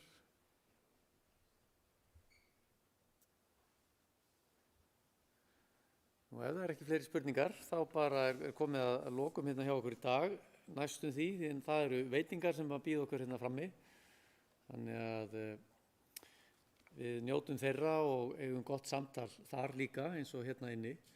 Ég þakka kærlega ykkur öllum sem að voruð að fræða okkur hér í dag með ykkar fróðlegu erindi. Ég vil þakka líka skipuleggjendunum sem voru með okkur í þessu, Landsneti og SSNE, fyrir gott samstarf, gaman að geta haldið þennan viðburð og svo vil ég þakka ykkur öllum sem komuð og voru með okkur hérna í dag. Takk kærlega fyrir.